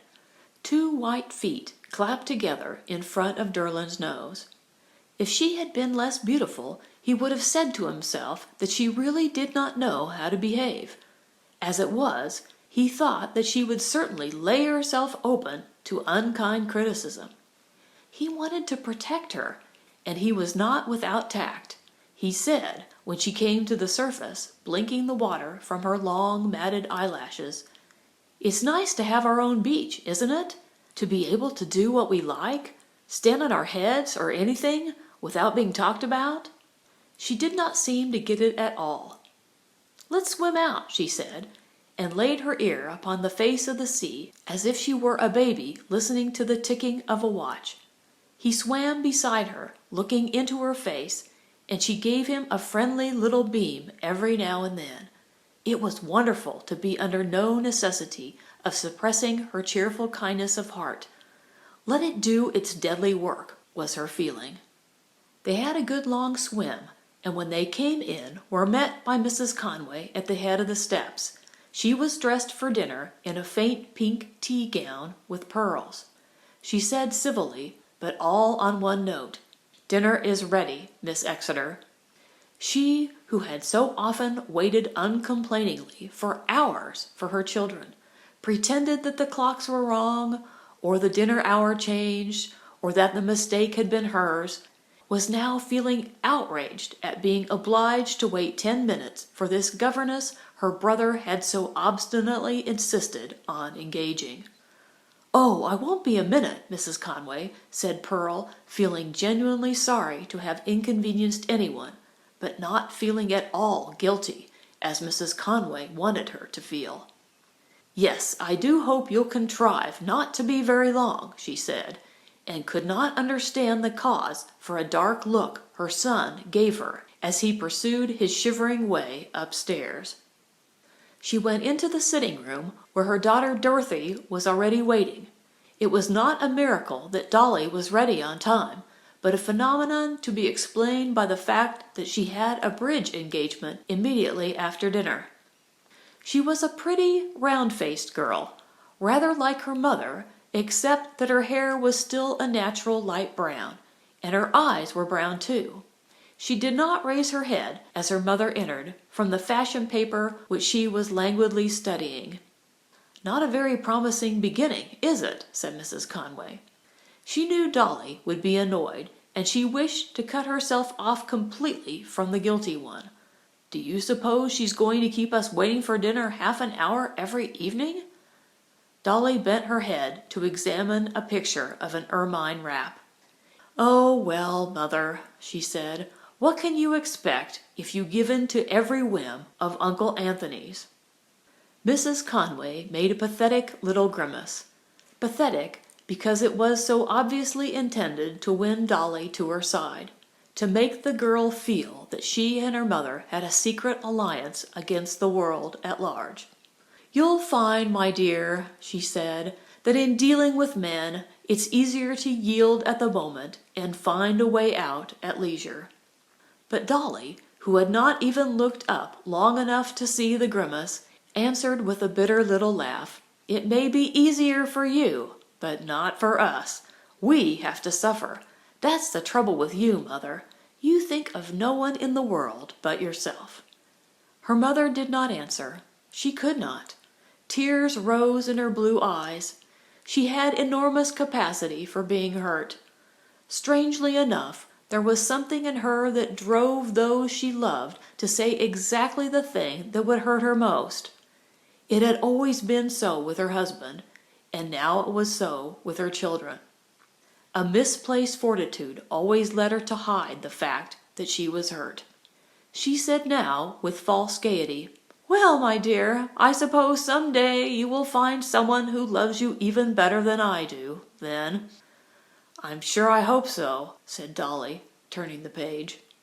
Her manner suggested that if she could not do that much, her life would indeed be a failure. Mrs. Conway stepped out on the piazza. "That was the way. You gave up your life to make your children happy, shielding them from grief and anxiety, and then they blamed you and hurt you horribly for something that was not at all your fault." She felt a moment of resentment toward her brother. Why had Anthony insisted on this silly plan? She had been too considerate of Anthony's feelings. She ought to have refused to have a governess at all. It was much wiser in this world to be stern and cruel. She decided to be stern and to begin with Miss Exeter, who entered the sitting room at this moment. She was wearing a plain, cream-colored dress, out of which her lovely head, all brown and rose color and gold, seemed strangely bright-colored. "I suppose you're Dolly," she said, with her deep, warm voice, and held out an open hand. Dolly, like most young people, estimated beauty as the best of gifts. She might have been almost as much captured by pearls as her brother had been, except that her ego was taken up with the outrage of being kept waiting. She, the most important person in the house, who had taken the trouble not only to order dinner on time, but, what did not always happen, to be on time herself. She rose, and allowing a limp hand to pass rapidly through Miss Exeter's, she said, "Do, let's go in to dinner, Mother." "Yes, indeed," said her mother, coming in rapidly from the piazza. "We dine at 8, Miss Exeter. Another evening I'm sure you will be on time." This was not perhaps a very terrible beginning to a regime of sternness, but to Derlin, just getting down, it appeared one of the most disgusting exhibitions of slave-driving that he had ever heard. "It is entirely my fault that we are late," he said, giving his mother a steady, brave look. She answered irrelevantly, "Why, Derlin, how nice you look! Are you going anywhere this evening?" "Very likely," he answered coldly, and he thought to himself, "Why must she give Miss Exeter the impression that I look like a cowboy generally?" He was of course going nowhere. So, having completely alienated her 2 elder children, Antonia had early supper by herself. Mrs. Conway found herself obliged to direct her conversation to the interloper.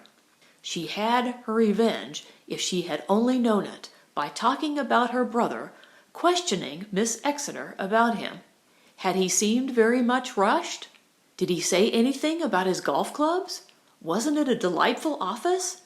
Wonderful! So cool in summer. Pearl hazarded that the harbor was very beautiful, and learned that Mr. Wood's office looked north, up the Hudson. She must be careful. Derland inquired with a friendly grin whether Uncle Anthony had frightened her to death. "Frightened me?" said Pearl, trying to gain time. "Some people are awfully afraid of him." "Naughty little boys are," said Dolly. It had always annoyed her to see her brother sitting at the foot of the dinner table. They had fought about it for 5 years. whether she as eldest child or he as the only man in the house ought to occupy this place of honor. I'm not afraid of him, said Derland. Oh, are you a naughty little boy? Said Dolly, laughing in an irritating way.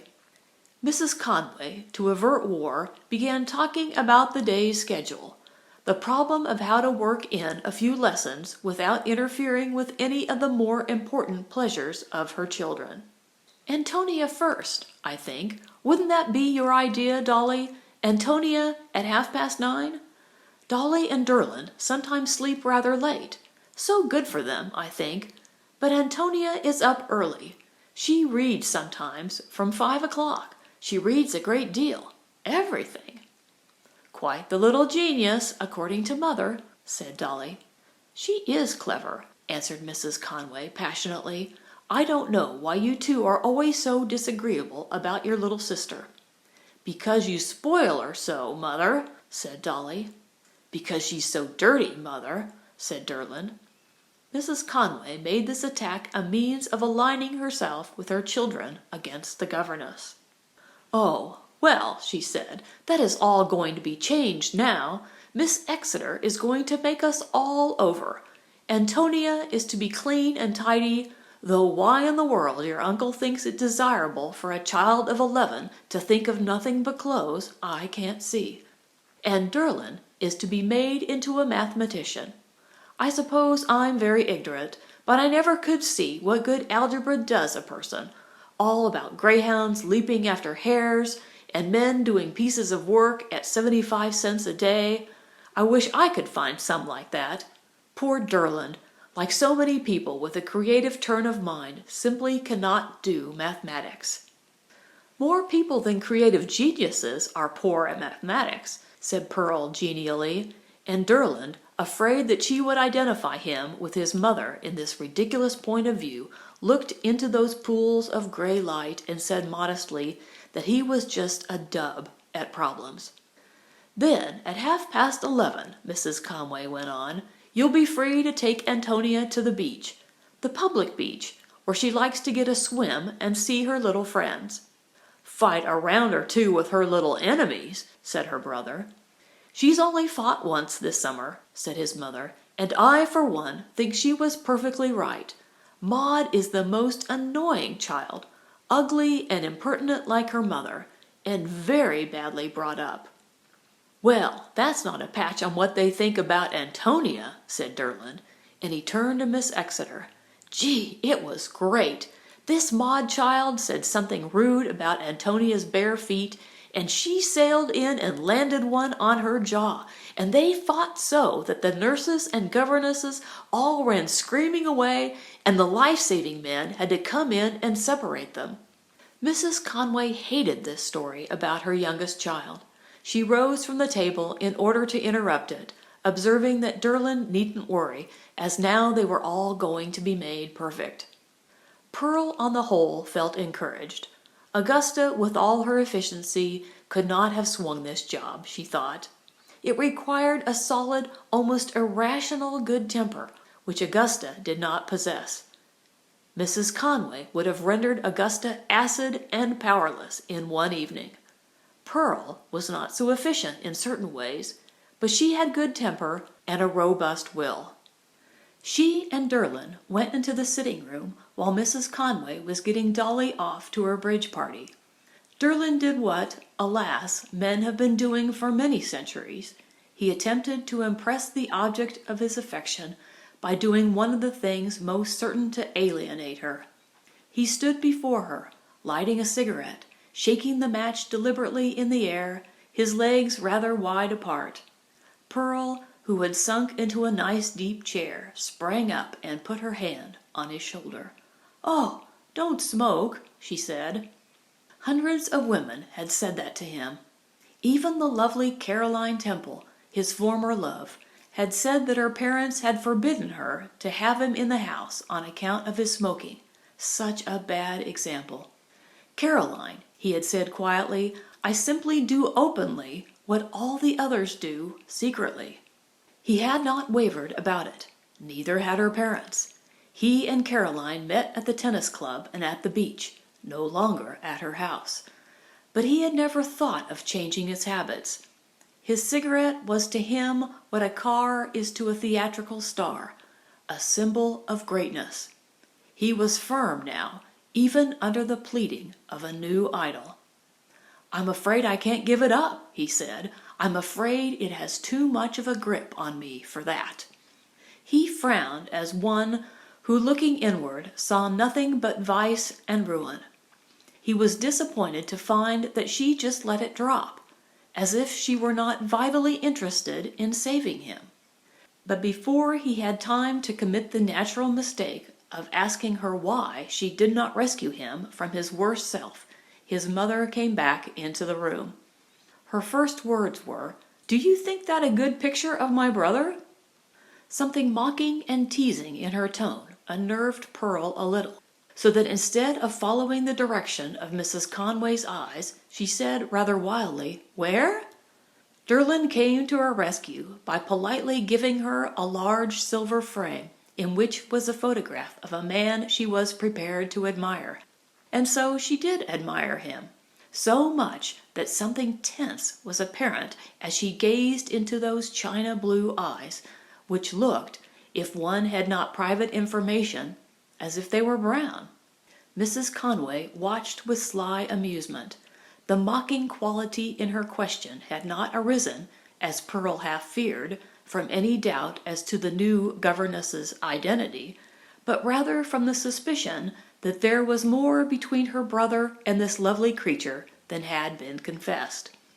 Like many gentle, sweet people, Edna Conway was extremely suspicious. Her mind ran rapidly over a situation, examining, though not necessarily believing, all the darkest possibilities. She did not actually suspect her brother of finding a safe home for a dangerous girl during his absence, but she did say to herself, perhaps not unnaturally, "There's more in this than meets the eye." A voice from the piazza called, "Did Anthony's Pearl arrive?" And a woman in evening dress entered. "Yes, Cora, this is she," said Mrs. Conway, and she added with a certain hint of malice, "You ought to know each other, both so consecrated to do whatever Anthony wants done. Miss Exeter, Miss Wellington." Miss Wellington's emotions were clearly written on her face. She had been in love with Anthony ever since he succeeded. This, which sounds like a paradox, was the simple truth. To her, success was not necessarily financial, though Wood's had had this agreeable aspect. But importance and preeminence were to her as essential elements in male attraction as feminine beauty is to most men. When she was 18, and Anthony still in the School of Mines, there had been sentimental scenes which had left her cold. She occasionally referred to them as "the time when you thought you wanted to marry me," and he did not contradict her. He had thought he did. He still admired her. She was elegant in appearance, beautifully dressed, competent in all the practical aspects of life. If she had married someone else, he would have said to her, "Your marriage was a great blow to me, Cora. I had always fancied that someday you and I—" But he never would have said it until after she was safely married. She had, however, no intention of marrying anyone else, for the simple reason that Anthony was by far the most attractive man of importance that she knew.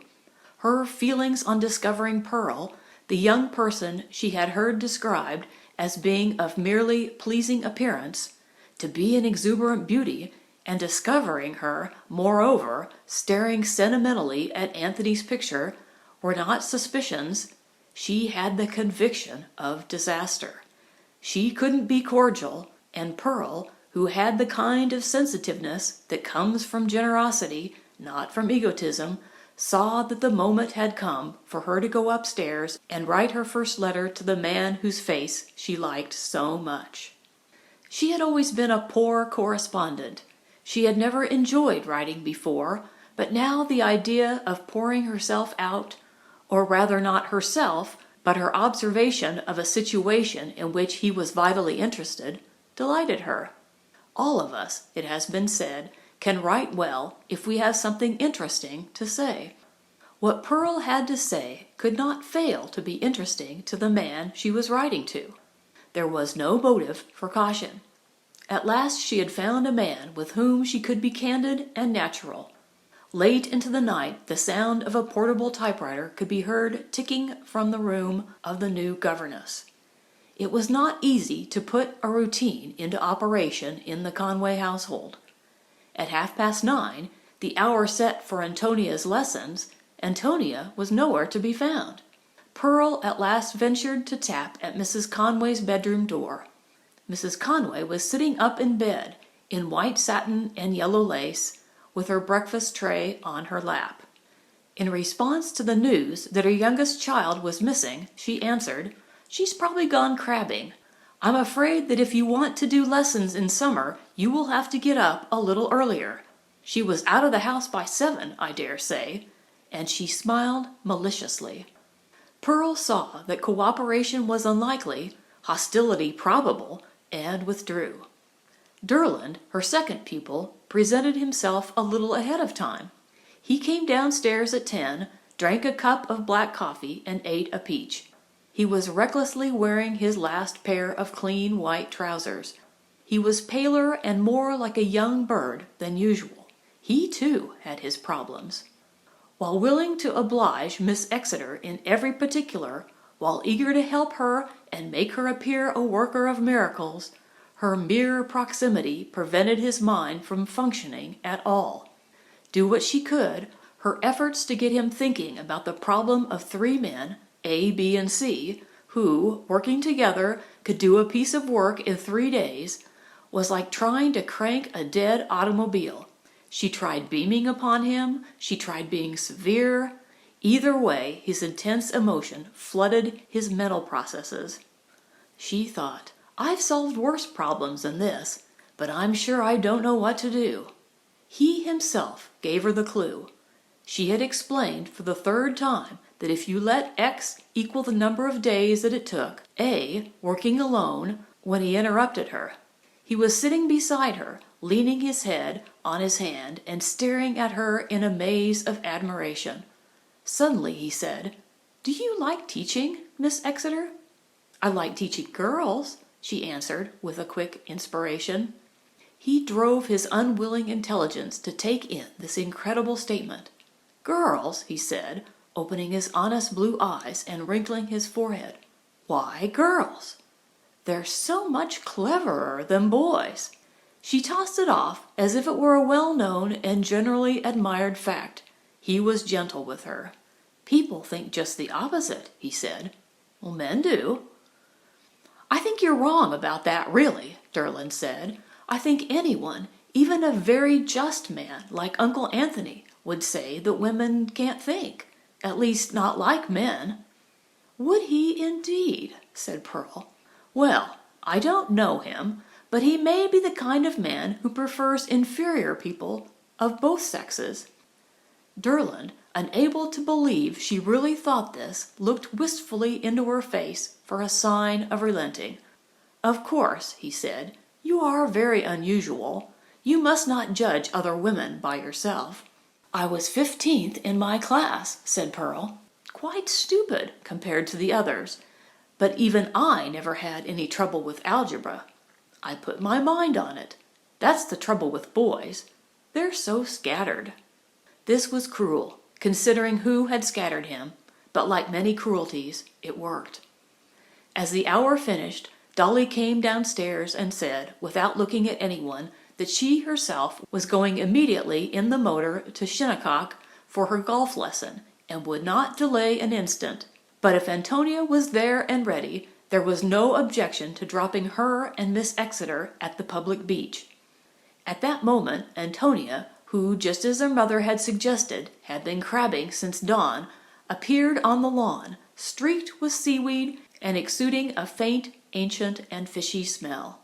Dolly was like steel and would not allow her a moment for changing, and so, dropping her crabs and nets on the piazza, Antonia with Miss Exeter got into the car after Dolly, and were duly dropped at the little group of dark red bathing houses that formed the entrance to the public beach. Pearl found the child, in spite of her personal untidiness, a most agreeable companion. She had read widely and with imagination. She knew a great deal of poetry, rather martial poetry, by heart. All of Horatius, for instance, which she said she usually recited to herself in the dentist chair, and from which she gained comfort. They were walking up the wide steps to the bathing house as she spoke, and she stopped and bent down to examine a boy's bicycle. She was a connoisseur of bicycles. They came in sight of the beach now, all set out with bright-colored umbrellas like gay, poisonous mushrooms. It was the hour when the beach was given over to children. Pearl was thinking that it looked very pretty, when once again she heard Antonia's clarion voice break out at her elbow. "Hi there, you kids! Leave that fort alone! It's mine!" She darted down the narrow boardwalk toward an immense hole in the sand, scattering a band of neatly dressed children, much as the effete Romans were scattered by the first onslaught of the northern barbarians. Pearl could not help laughing as she saw children run to their governesses or snatched back by their nurses. But the next moment she was sorry, for she saw that it was being said in various tongues that Antonia was quite the worst brought-up child in the world. Pearl was nothing if not a partisan, and she was already completely on Antonia's side. She and Antonia were supposed to bathe early so as to leave the 2 Conway bathhouses free for Mrs. Conway and Dolly when they appeared at a later and more fashionable hour. "Everything in our family is done for Dolly," said Antonia, when she was finally dragged out of the water. "It makes me tired the way Mother indulges every whim of hers." Rebellious or not, however, Antonia was dressed, as much dressed as she ever was, which was about 3/4 as much as other little girls, by half after 12. She and Pearl went back to the beach and sat down under the red and black striped umbrella, which the life-saving man had stuck in the sand for them, as if he were about to do a pole vault with it. And presently Durland, ready for his swim, came and plopped down beside them, and immediately a girl in a one-piece tomato-colored bathing dress rose from another part of the beach and came and sat on the other side of him. Antonia, with a thin brown arm, still smelling very slightly of crabs in spite of her swim, clasped about Pearl's neck, blew in her governess' ear the information that this was Caroline Temple, Durland's best girl. Like so many courtships, this one, to the outside world, seemed to be carried on principally by the lady. She neither looked at nor spoke to Pearl and Antonia. To Durland she said, "Shall we go in now?" Durland was digging a small hole near Miss Exeter's hand. His shoulder was turned to Caroline, and he did not shift it as he replied, "You can, if you like." There was a pause. Apparently she didn't like, for she did not move, and after a time she said in the same tone of lowered confidence, "I have the car here. I'll drive you home." "Thanks," said Durland. "I'm on my bicycle." Another pause. "Shall we play tennis this afternoon?" "I may," answered Durland. Pearl began to feel her sex pride wounded. She bent forward, and beaming upon the newcomer, she said, "You play tennis?" Caroline just glanced at her. "Of course I do," she said. She had not the smallest intention of being rude, for she was a sweet-tempered child. Even less did it occur to her to be jealous of an elderly woman of 24. But her mind, concentrated upon the pursuit of Durland, was rendered irritable by inconsequential interruptions. Durland, however, though no critic of manners, was aware that a gesture of friendship from a goddess had not been gratefully received. "You might be civil about it," he said. Then, looking up at Pearl, he asked in a softened tone of adoration whether she would like to play tennis that afternoon. "Doubles?" said Caroline, as if this were, of course, possible, though utterly undesirable. "Would you like to play doubles?" Durland asked again. "If it is convenient to your mother," said Pearl. Derlin dismissed such an idea as repellent to him, and glancing over his shoulder to Caroline, he said, "All right, Miss Exeter and I will play you, if you can get a fourth." It was not the way Caroline had designed the set, and she said so. She said clearly and rather complainingly that she had expected to play with Derlin, and yet she did not seem wounded so much as thwarted. "I'm sure I don't know whom I can get," she said. "I suppose you can get that faithful Wally. Anyone can get Wally." "I thought you did not like Wally." "I?" said Derlin, as if it were far beneath him ever to have been aware of Wally's existence. And without any further answer he got up and walked into the Atlantic so suddenly that Miss Temple, scrambling as rapidly as possible to her feet, was several yards behind him as he dived into his first wave. "Isn't she pretty?" said Antonia. "She's been his best girl for 2 summers." "I don't think he's very nice to her," said Pearl. "Well," said Antonia, giving one of her little shakes of her head, "it would seem wonderful to me if Durley spoke to me at all. However, it may be over. Like what Shakespeare says, 1 foot on land. Next time I have a chance, I'll look and see if her picture is still in the back of his watch." Presently they were back in the same order, Derlin first and Miss Temple following. He sat dripping, and taking a cigarette from a package he had left on the sand, he began groping for a match. "Oh, Derlin," said Miss Temple, "I do wish you wouldn't smoke. It isn't good for you. It looks so badly." Derlin gave a short laugh that seemed to say that if he regarded public opinion, he would have made of life a very different thing. In her distress, Caroline turned to the stranger whose presence she had so far refused to acknowledge. "Don't you think it's wrong for him to smoke?" she said. It was Pearl's moment. "Why, no," she answered. "I can't see anything wrong about it." She put out a lazy hand and took one from the little paper envelope. Derlin's hand, with the match in it, was arrested. "But you're not going to smoke? Here? On the public beach?" "Isn't it allowed?" asked Pearl, all innocence. "It must be. You are smoking. Let me have a match." "I haven't a match," he said, and threw away his own cigarette so that she could not get a light from that.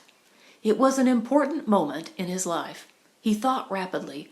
"I hope you won't think me fresh or anything," he said, "but I don't think a governess ought to smoke, if you know what I mean. Not in public, anyhow." She wasn't angry, only thoughtful. "Well, that's only your opinion." It touched him that she knew so little of the world, or of her own position. He said gently, "I'm afraid you'd find it was everybody's opinion." "Ought you to be so much influenced by the opinion of other people?" "Yes, indeed," he answered. The cigarette with which she was still playing might separate them forever. His mother, he knew, was just waiting for a good excuse to send her away, and where could she find a better one? She argued it further, tapping the cigarette on her hand as if she were about to place it between her lips. "But you don't pay any attention when people say you oughtn't to smoke." Even then he did not know that a trap had been set for him. On the contrary, he thought he had an original idea of some beauty when he said impulsively, "I tell you what, I'll swear off if you will." She seemed to debate it through an agonizing second or two, while he looked at her with dog-like eyes. Then she smiled and gave him a strong hand. "All right," she said, "that's a bargain." Derlin felt flooded with joy, not only at having saved a beloved woman, but at having done it in just the right way. He picked up the package of cigarettes and flung it toward the sea. It did not quite reach the water, and Caroline sprang up and brought it back to him. "I suppose you thought it was empty," she said.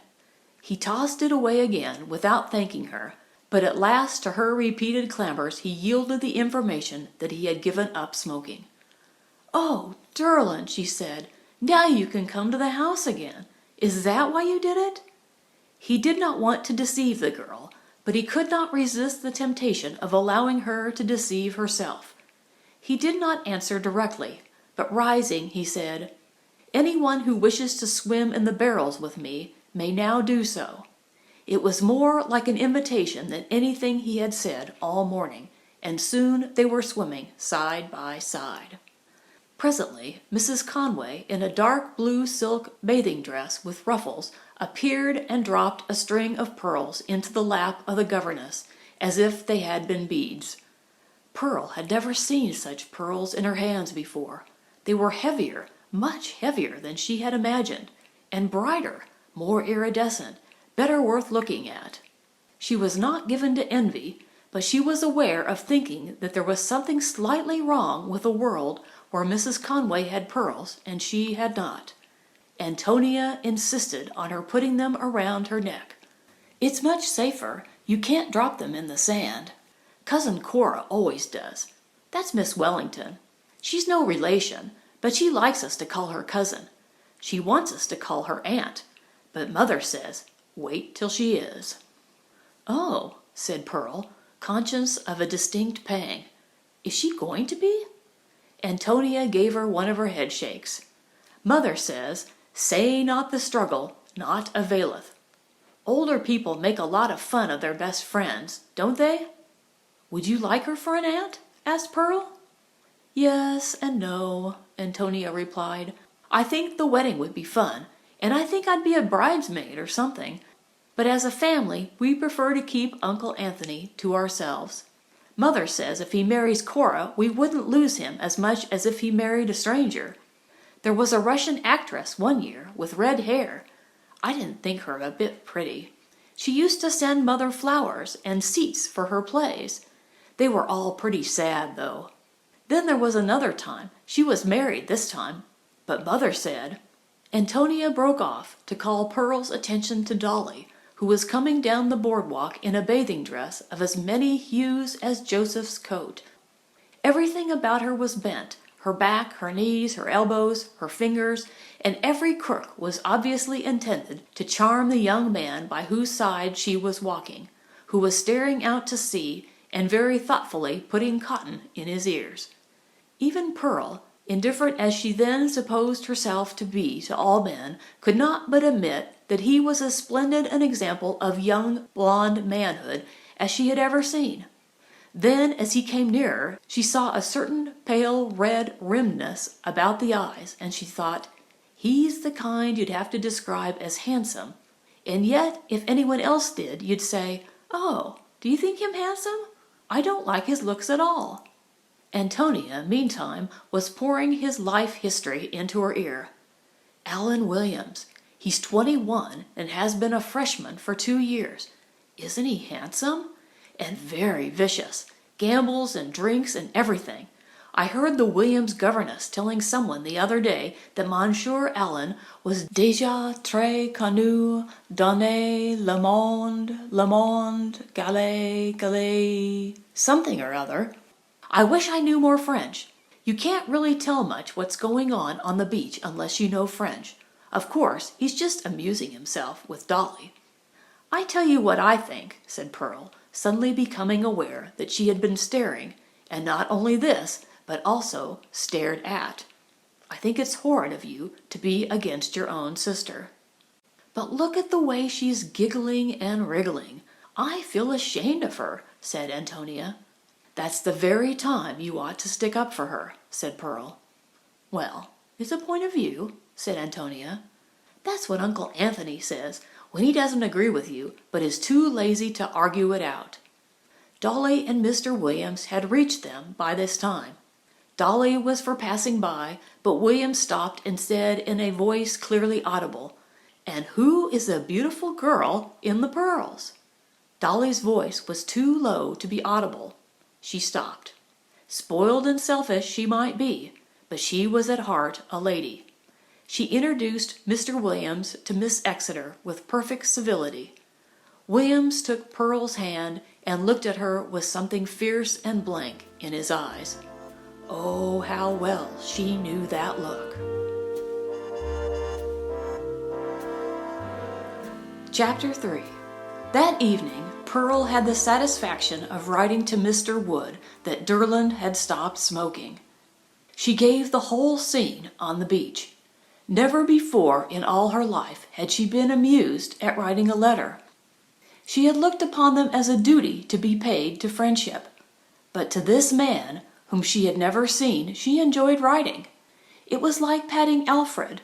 You could express your friendly emotion without fear of rousing any response whatsoever. Almost every day she had some progress to report. Mrs. Conway had consented to keep her jewelry in the safe in her bedroom provided for the purpose. At first she had positively refused, asserting that as she could never remember the combination, her jewels remained locked up until an expert was sent down from town to open the safe, and that for her part she would as lief a thief had them, who might get some fun out of them, as they stayed locked up in her safe for the rest of the time. But Pearl very competently offered to make the combination and remember it, and come every morning and get them out at any hour Mrs. Conway chose. A rumor of burglaries in the neighborhood induced Edna to yield. Then, before a week was over, algebra became to Derland an illumined subject, a study of mystic beauty and romantic association. He not only mastered it in the proud determination to prove that men were not fools, but he invented clever discussions to lengthen his brief hour into an hour and a half, while Antonia, wondering at his industry, kept insisting that it was time to go to the public beach. All this Pearl wrote day by day, but she could not write the thing which of all others she knew Mr. Wood wanted to hear, that Antonia was dressed like a nice little girl. The best she could say was that the child was not actually dirty. Nor could she say that she had gained Mrs. Conway's friendship. That lady remained aloof, a little malicious, always in the opposition, treating Pearl's triumphs as petty tyrannies over the children's free spirits, treating Pearl's failures as splendid triumphs in the field of human freedom.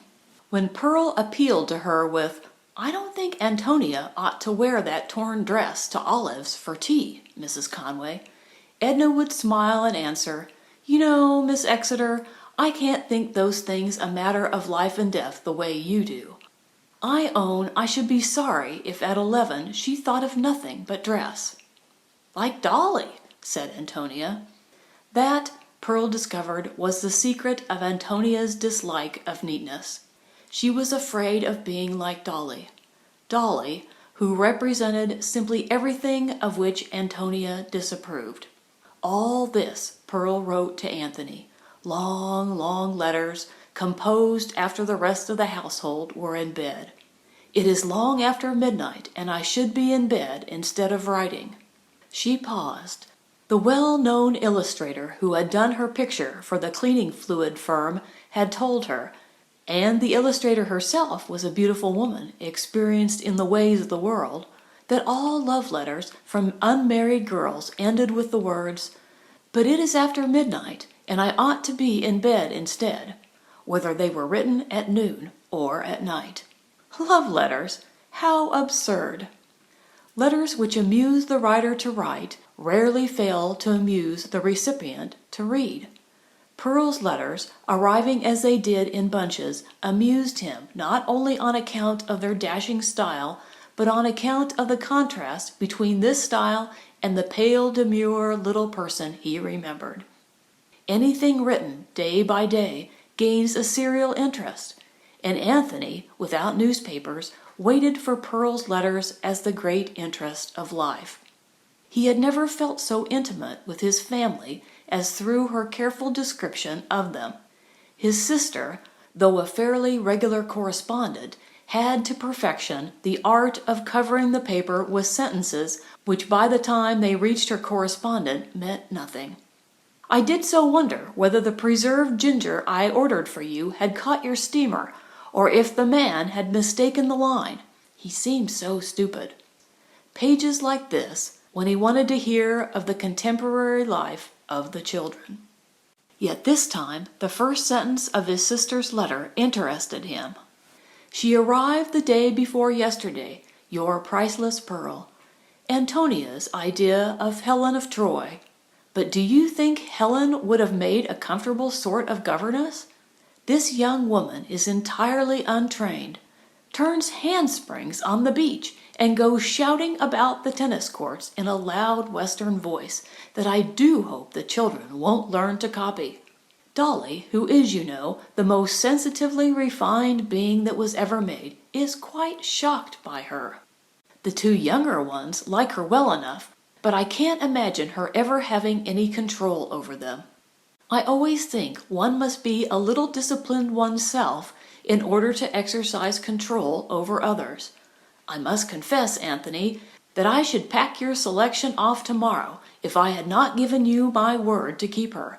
Cora quite agrees with me that Miss Exeter would do better on the variety stage than as a governess.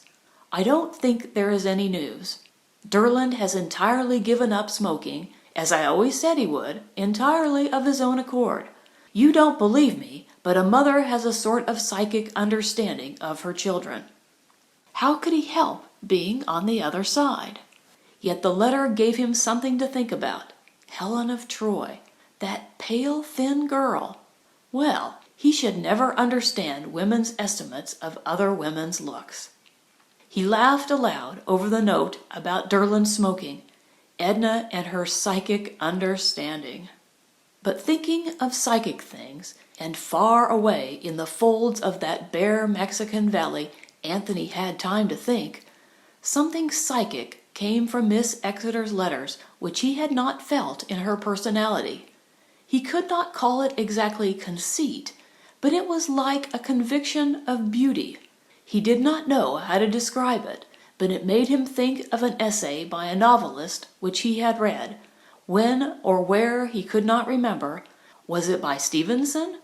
In which the writer had spoken of the uncontrollable way in which heroines, whom you constantly described as lovely, kept turning plain and uninteresting on your hands, and the other way around, how heroines, with just a few words of friendly description, suddenly walked through your pages as tremendous beauties, with no assistance from you. Clara Middleton, in The Egoist, had been cited as one of the latter class. Well, it seemed to him that this girl was like that. He had seen her, a nice-looking young woman, but her letters were the letters of a beauty. Probably it was the profound subconscious egotism of the woman coming out. The point was, she was getting away with it. He wrote and asked Derland to send him a photograph of her, but it did not need much diplomacy on the part of Pearl to prevent its ever being dispatched.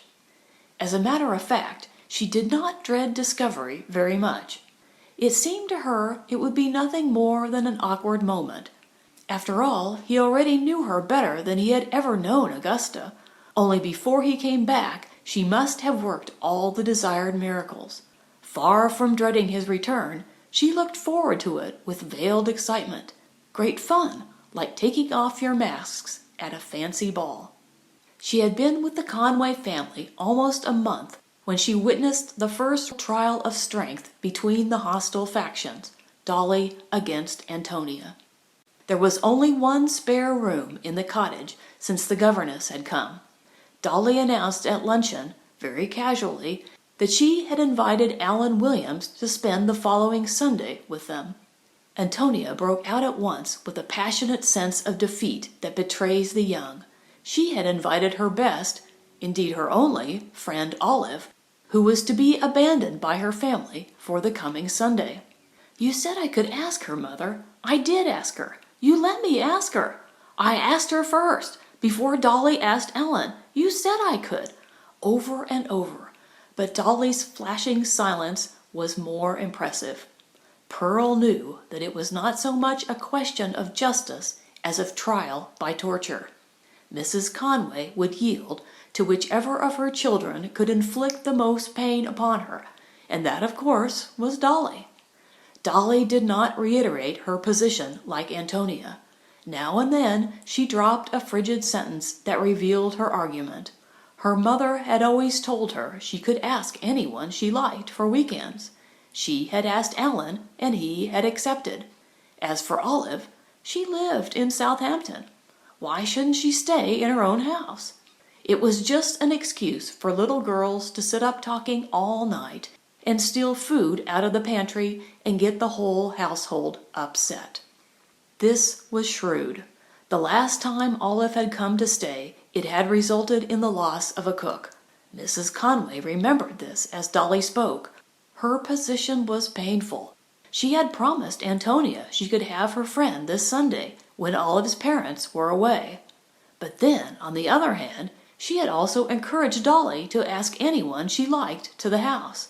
Yet she disliked young Williams and feared Dolly's growing devotion to him. Somebody had already said to her that it was a pity for Dolly to make herself so conspicuous with him. He was not good, that young man. But part of her tragedy as a mother was that she sympathized with her children when thwarted in something in which she knew they ought to be thwarted. She knew now that Dolly's hold on young William's interest was of the slightest. She knew that the girl had obtained this promise of a weekend visit with difficulty. Perhaps even it was mere convenience. He wanted to go to some party or to see some other woman. Mrs. Conway knew that if she decided in favor of Antonia, as perhaps strict justice would demand, there never would be any other weekend for Williams. Dolly would lose him, and though this was exactly what she desired, she could not be so cruel as to bring it about. So she decided in favor of her eldest daughter, and managed as usual to anger both of them. "I'm afraid, my dear," she said to Antonia, as if she were being particularly impartial, "that this is one of those terrible occasions on which you are called upon to be unselfish and noble and all that. I own I don't care for this young man who says Burrud and Worreld and seems to me to be quite the dullest person I ever met. But Dolly is older than you know, and must be allowed to have her playmates first. When you are a big girl and want to have beautiful young morons to stay—" "I hope I shan't ride roughshod over other people's rights," said Antonia, with snapping eyes. "I'm sorry my friends must be insulted, mother, just because I have ventured to invite them to your house. Believe me, if I had a house of my own, I would not trouble you either with my friends or myself." Tears rose to Mrs. Conway's eyes. She was so deeply hurt she could not even pretend that she wasn't. So hurt that she spoke naturally to the governess when for a second after luncheon, owing to the withdrawal in opposite directions of her two daughters, she found herself alone with the interloper. "Young people are so cruel," she said.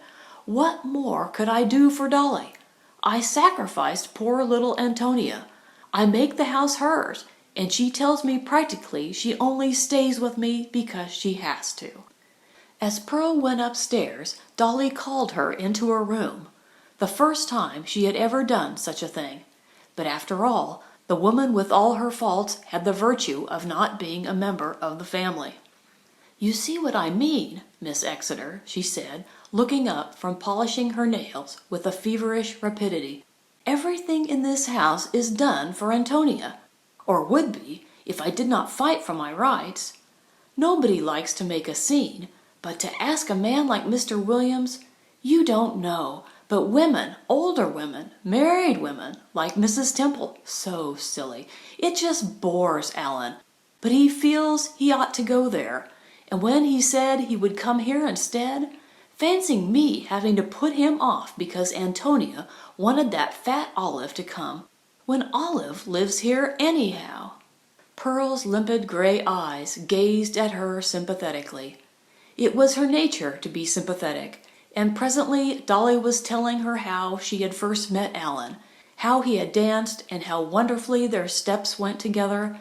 It seemed as if she had remembered every syllable that had ever fallen from his lips, and loved to repeat them, though they were a conspicuously commonplace character. Then she confided a secret. He had asked himself. She would never have dared to ask him. "Dared," said Pearl, every inch the feminist.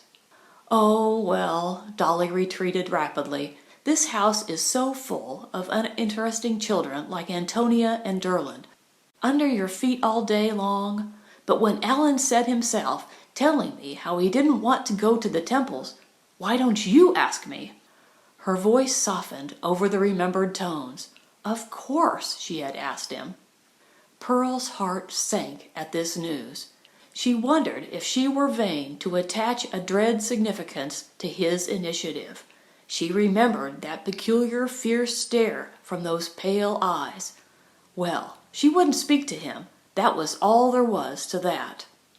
Presently she left Dolly and went to knock on Antonia's door, which was suspiciously shut. Usually Antonia lived and dressed open to the corridors. Yes, as Pearl feared, Antonia was lying on her bed, crumpled as to clothes and damp about the cheeks. Miss Exeter could see now, she said. She was treated like a stepchild. Her mother didn't love her as she loved Dolly, and how could anyone love Dolly? That's what she couldn't understand. Pearl had not thought it worth while to try to argue Antonia's case with Dolly, but the child was so clear-minded she did try to put Dolly's side of the case to her. Antonia admitted it all, but impatiently. "And why is he willing to come?" she said. "A man like him. He's just making a convenience of Dolly, or something. He doesn't think anything about her at all." It was exactly Pearl's own impression. Then why was he coming? He came on Friday afternoon by the fast train, and Dolly in her new pink hat and her white motoring coat, just back from the cleaner and smelling a little bit of gasoline, but so much more becoming than her gray one, went to meet him.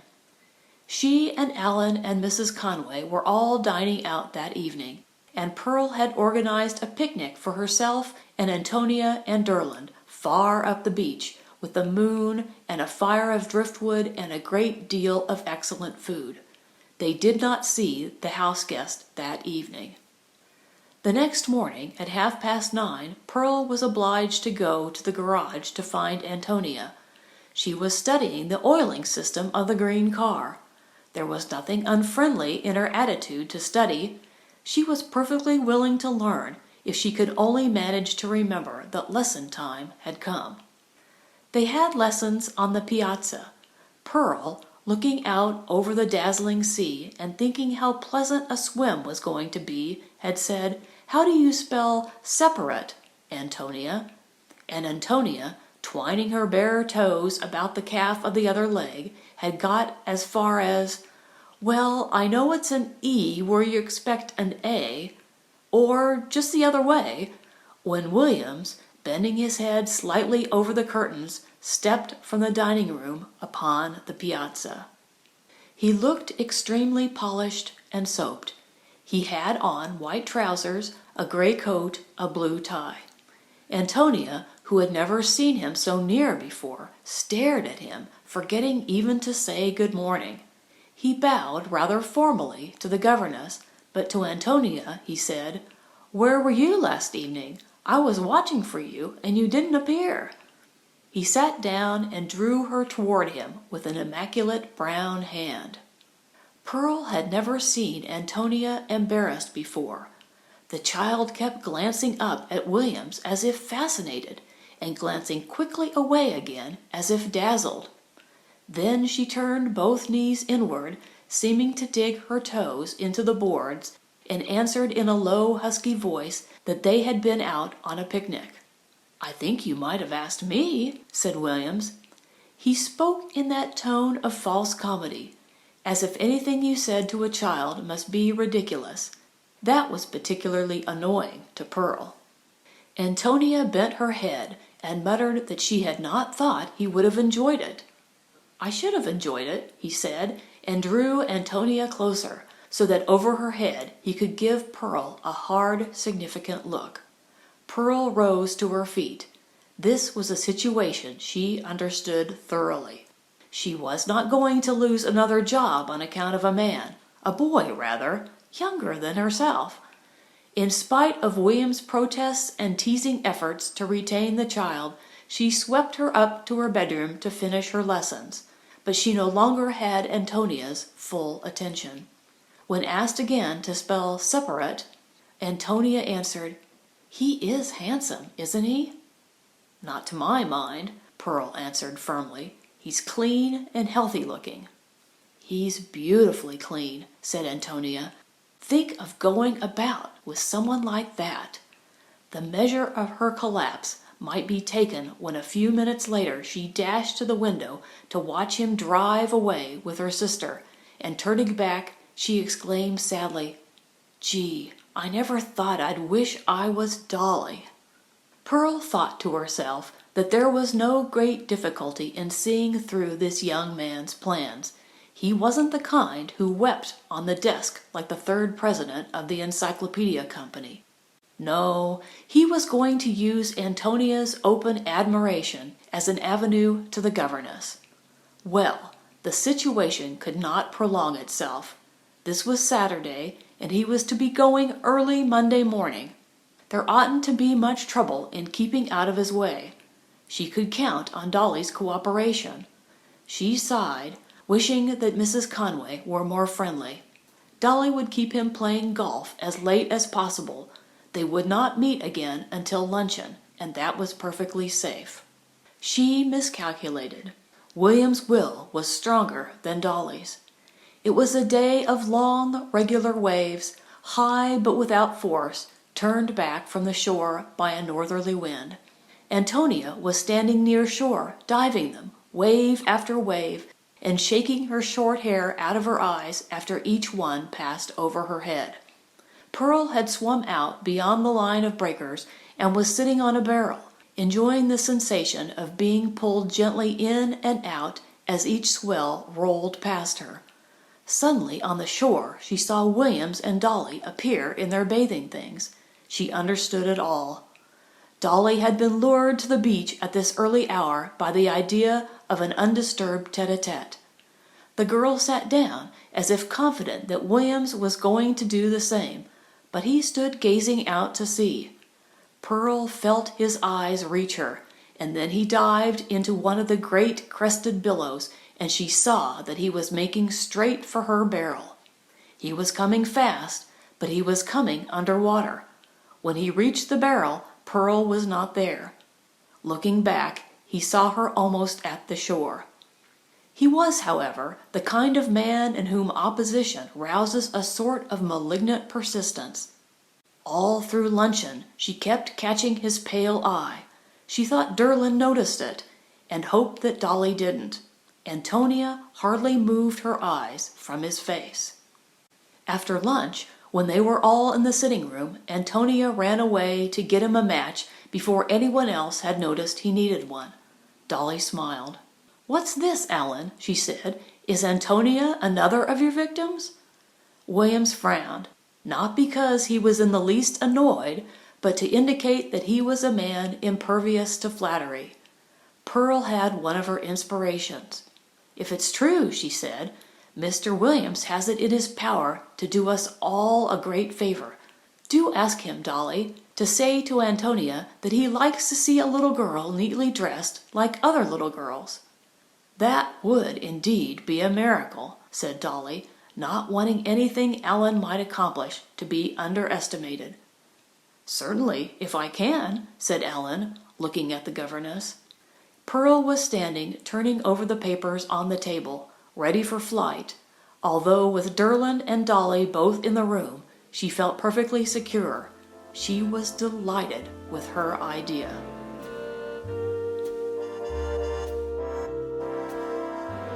Chapter 4.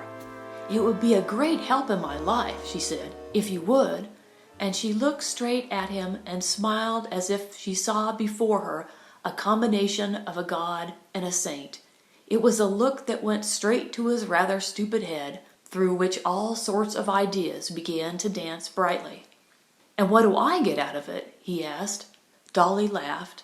"Oh, Alan," she said, "you must not be so mercenary." And Pearl, avoiding his hard, demanding eyes, slipped quietly out of the room just as Antonia returned with the matches. Pearl had not been in her room more than 5 minutes when a knock came at the door, instantly followed by the entrance of Antonia. The first impression was that the child was in physical pain. Her whole face was trembling, her hand was clasped over her mouth, and the instant the door was shut behind her, she burst out crying. Mr. Williams had said she was dirty. Pearl, full of pity and feeling horribly guilty, denouncing Williams in her heart as a heavy-handed idiot, could not but marvel over the power of romantic love. Everyone, even the adored Derlin, had been saying for years that Antonia was dirty, and eliciting nothing from her but pitying smiles. And now this agony of shame and remorse was occasioned by the same words from a total stranger. Suffering like this, Pearl knew, could be allayed only by action. She invented action. Antonia should appear for church the next morning, clean, faultless, perfect in every detail. Antonia shook her head dumbly. She had nothing. It was Saturday, and all her white dresses were in the wash. Her light blue crepe de chine had raspberry ice stains on it, and she had hidden it away. Her green linen was covered with motor oil. Mrs. Conway's maid had long ago refused to take any responsibility for Antonia's wardrobe, and Pearl could not blame her. But the value of the plan was its difficulty.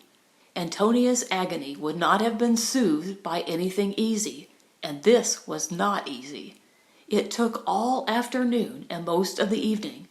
Under some crab nets, a pair of gray suede slippers were found, which Pearl cleaned with gasoline and a little powder. Stuffed into the crown of a riding hat to make it smaller was a pair of fine gray silk stockings. Her best black hat, worn only once, had fallen into the water and was a ruin, but, retrimmed with a pink rose from an evening dress of Pearl's, it looked better than ever. At last, a crumpled pink linen dress was discovered wrapped about some precious phonograph records. Pearl borrowed the maid's electric iron and went to work at this. She was so tired when she had finished that she omitted, for the first time, her daily letter to Anthony. Dressing Antonia the next morning was an excitement. The child's spirits had revived so that she could look at the situation with her customary detachment. "I'm like that thing in the Bible," she said. "I've put away childish things." "It will be great fun, you'll find, being as nice-looking as you can be," said Pearl. Antonia nodded. "But the other was fun, too," she said. Everything turned out exactly as Pearl had intended. Dolly did not come down to breakfast, and Williams did. So, by a miracle, did Mrs. Conway. Antonia's entrance created a sensation. Her carefully curled hair, her spotless linen, her long slim legs in their gray silk stockings. Not only Williams, but even Derlin administered honeyed words of praise. Mrs. Conway approved of her child, but allowed no credit to Miss Exeter. "It's so silly to worry about those things," she said. "I always knew that she would eventually begin to take care of her appearance. I shall write Anthony that feminine vanity has asserted itself just as I knew it would." Mrs. Conway and Pearl and Derlin and Antonia went to church, accompanied, as Pearl knew they would be accompanied, by Williams. He said it was entirely on account of Antonia. It was a privilege to go to church with a little girl who looked as pretty as she did. Although he spoke in an irritating tone, as if he could make fun of a child without a child suspecting it, Pearl saw that Antonia was flattered at receiving any of his priceless attention. In the few weeks of Pearl's stay, she had become attached to the little wooden church on the dunes. She always sat so that she could look out through the door of the south transept, the upper half of which was usually open, and see the ocean. When it was rough, it seemed to roll out a deeper accompaniment than the organs, too. "Oh, hear us when we cry to thee for those in peril on the sea." There was a tradition that this was always sung. Sometimes an impatient dog would stand on its hind legs and look in, seeking a praying master, and once a wolfhound had bounded over the half door of one transept and, not finding his owner, had bounded out at the other. During the sermon, Pearl, it must be confessed, was engaged in composing her daily report to Anthony. At last she had accomplished the great achievement. At last she could tell him the thing he most wanted to hear. She made up her mind that she would begin, "All through church I looked at Antonia's pretty little profile under a black hat trimmed with pink roses. Life presented itself to her in the form of her letters to Wood, thus offsetting the sense of loneliness that Mrs. Conway's mocking aloofness caused her.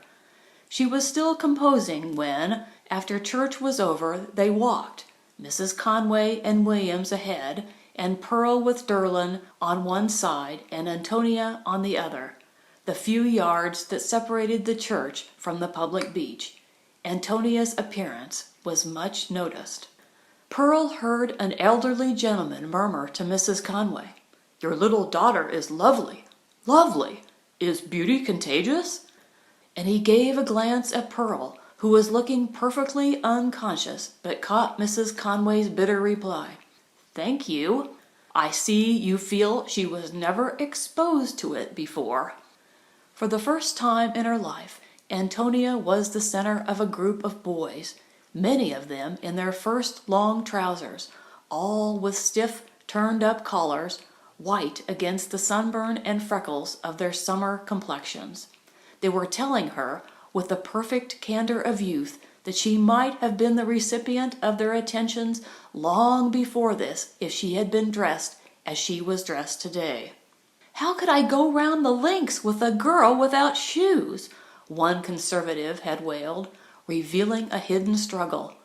And Bill Temple, Caroline's elder brother, a year older than Durland, and likely to be a junior tennis champion, had said loudly in passing, "Gee, the kid certainly looks great in that get-up."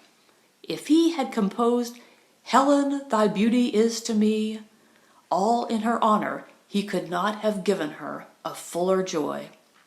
Pearl was so happy that she allowed her generous nature to lead her into making an acknowledgment to Williams. She had just heard him agree to motor to New York after dinner that evening. His stay was a question of only a few hours now, and on the crowded beach, she looked up at him and said, waves of gratitude and friendliness rolling toward him like perfume, "We owe all this to you." He answered without the least change of expression and in a tone that did not carry an inch beyond Pearl's left ear. "Have you any idea what you do to men? Drive them mad." She did not answer at all, but stepped back and allowed other people to come between them, and presently, knowing that the Conway car would be crowded, she invited the willing Durlin to walk home with her along the beach. There were a good many outsiders at luncheon, and though Williams followed her closely into the dining room, she slipped into a chair between the two children, and all through the meal was aware of William's steady, rather sulky stare from across the table. After luncheon was over, she disappeared. She had the afternoon to herself, for Antonia was going out with her mother. Pearl took a parasol and went and sat on the beach, concealed by the jutting of a dune. She took a book with her, but hardly read. She sat there for an hour, and about 4, knowing that Dolly and Williams had arranged to play golf and that she would now have the house to herself, she went back, thinking about the Sunday papers. Almost the only hardship she felt in her position was that her rights to the newspapers were not properly respected. The butler, who was a baseball enthusiast, regularly removing the papers to the pantry as soon as Mrs. Conway had read the headlines. The sitting room was deserted, and the newspapers strewn about the table, a condition which should have suggested to Pearl that the room had been too recently occupied for the servants to have had time to come in and put it to rights. But she didn't think of that. She took up the first sheet that came to hand and saw a long illustrated article about the turquoise mines of Mexico, into which she plunged with a thrill of interest. She was standing with both arms outstretched, her gold-colored head a little bent. Suddenly, she felt 2 hard masculine arms go round her, a kiss on the back of her neck, and another on her reluctantly turned cheek. It happened in a second. As she struggled ungracefully, angrily, she saw over William's shoulder the figure of Derland rising from the hammock on the piazza. If Wood had received that bunch of Sunday letters at the mine, he would have torn open Pearl's first, as likely to promise the most amusement. But he got them at his hotel in Mexico City, and conscious of great leisure, for he was staying there a week or so on his way home while he dickered over taxes with a governmental department, he adopted a different method. He ranged them before him inversely in the order of interest. They came first Derland's. He wondered what Derland wanted, for his nephew was never moved to the momentous effort of writing except under the stress of great financial necessity. Second, Edna's. Third, that of Miss Wellington, who did not write often, and last, Pearl's thick typewritten budget. Dear Uncle Anthony, I know Mother is writing her point of view about this, and I want you to know the truth. I was there, and Mother was not. Miss Exeter could not have helped what happened. If it was any of our faults, it was Dolly's, not only for having that kind of thug to stay, but for being as usual an hour late in getting off, so that Miss Exeter thought they had gone. You can imagine how I felt in seeing a great beast like Williams coming up behind her and grabbing her like that. I let him know what I thought, but I would like to have pasted him one on the jaw. I wish you had been there. Mother is all wrong. A dreadful injustice is being done a very wonderful woman. She is patient, but I don't suppose she will stand much more. I wouldn't if I were her. Your affectionate nephew, Derland Conway. Wood tore open his sister's letter. His thought was, impossible. Dear Anthony, I am sorry after the trouble you took. A lot you are, he thought. That your priceless Pearl will really have to go. It has been an impossible situation from the first, but I have loyally tried to carry it through for your sake. You seem to care so much about it. I have never liked the girl. She has a sort of breezy aggressiveness that I can't stand, and Cora Wellington felt just the same. I did not write you, but that first evening Cora said to me, "Where is Anthony's judgment? Sending you a girl like that." I did not like the effect she had on the children, taking all the spirit out of poor Derland, and Antonia appeared dressed for church this morning like a little French doll. However, when Derland discovered her this afternoon clasped in the arms of a detestable young man by the name of Williams, Alan Williams, whom Dolly, poor child, has been spending Sunday much against my inclination, I did feel that things had reached a point where even you would hardly blame me for getting rid of her. I sent for the girl and told her she must go. I was surprised, and I own hurt, Anthony, when she answered that you had extracted a secret promise from her not to go until you released her. I hope you see what a disagreeable and humiliating position you have put me in. I think I should have ignored both her promise and my own, except that the girl has acquired such a hold over Derland and Antonia that they go on like little maniacs about the injustice I am doing her. Dolly and Cora certainly agree with me. However, I have consented to keep her until I get a telegram from you releasing us both. I do hope you will immediately send it on the receipt of this letter. Wood laid the letter down with a feeling of the most intense surprise. Alan Williams, a young man unfavorably known to him as an admirer of the most conspicuous of the year's Broadway beauties. That man spontaneously interested in a girl like Miss Exeter. A ruthless, stupid young animal like Williams attracted by that pale, honest, intellectual, badly dressed girl, without an effort on her part? No, that was too much to ask him to believe. He opened Cora's letter. Cora wrote a large, sprawling hand, and her only rule was never to write upon the next consecutive page, so that her correspondent went hopelessly turning her letters round and about to find the end of a sentence. Woodcott, getting herself kissed in poor Edna's blameless sitting-room in broad daylight, and thus getting rid of her and an undesirable suitor of Dolly's at one fell. He twisted the letter about, trying to find the end of this, but coming only upon a description of moonlight on the ocean, he tossed it aside and opened that of the culprit herself. I regret to say, it began in a vein that struck Wood as none too serious, that I have caused a scandal. A young man called Williams tried to kiss me. In fact, he did, when I was reading the paper and didn't even know he was in the house. I should have dealt with him, but Durland, who saw it all, was so cunning and manly, and ordered him out of the house. Your sister is naturally annoyed with both of us, and won't believe I was not to blame. She keeps quoting something you once said to Dolly under circumstances described as similar, that no man kisses a girl if he knows it's really against her will. If you did say that, Mr. Wood, you're wrong. If a man wants to kiss a girl, something in his psychology makes him feel sure she wants him to. But the loathsome creepiness a girl feels at having a man whom she doesn't like touching her is something no man can possibly understand.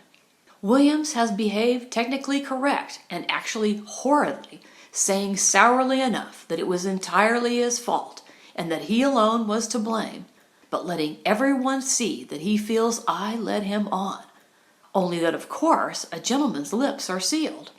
However, he was instantly shipped back to New York on a slow train that stops at every station. As soon as he was gone, Mrs. Conway and I had rather a scene. She wanted me to go at once. I said I could not go without your permission. She finally agreed to let me wait until you had been heard from. I need not say I shall do exactly as you wish. It will not be particularly easy to stay after this, but I will do it if you wish, or go, just as you telegraph. Whatever Anthony Wood's faults might be, lack of decision was not usually one of them. He folded the letters neatly on his table, took his Panama hat from the peg, went to the telegraph office, and sent his sister the following message. Letters received. Please keep Miss Exeter until my return. Should be back within 2 weeks. And then, rapid decisions being at times dangerously like impulses, he sent a second one to Miss Exeter herself, which read, Wish to express my complete confidence in you. The days before those 2 messages came were trying ones in the Conway household, which was now divided into 2 hostile parties. Pearl, Durland, and Antonia on one hand, Mrs. Conway and Dolly, occasionally reinforced by Miss Wellington, on the other. Miss Wellington did not make matters any easier by suggesting to Edna that something similar must have taken place in the case of Anthony himself. Just what you'd expect from that sort of girl. That hair, that great curved red mouth. She understood from dear little Dolly that Williams had told her, as much as a man could tell such a thing, that he could hardly have done anything else. What Williams had really said, for few men are as bad as their adoring women represent them, was that her mother was taking the incident too seriously.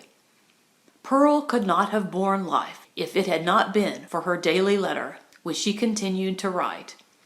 Mrs. Conway hardly spoke to her, and if she did, she spoke slowly, enunciating every word carefully, as if Pearl's moral obliquity had somehow made her idiotic. Durland, loyal to the death, was not much help, because he merely hated his family and scowled through every meal. Antonia, on the other hand, was one of those rare natures who could be an ally without being a partisan. Of course, she would say calmly to anyone who would listen to her, Alan only came here at all in the hope of seeing Miss Exeter, but you can't expect Dolly to understand that. Anthony's 2 telegrams arrived one evening at dinner time and were handed by the butler, one to Miss Conway and one to the governess. Pearl's heart sank on seeing there were 2.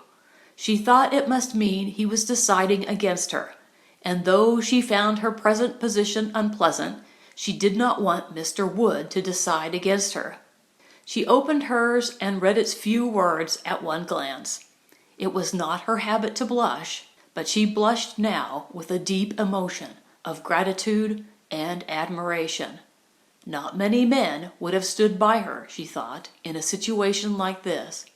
She knew where Antonia got her sense of justice, or, she thought with something very like jealousy, was it really Augusta in whom he was expressing his confidence, not in her at all? Yes, of course, anyone who had once seen Augusta would feel confidence in her. The next day she settled back to the routine.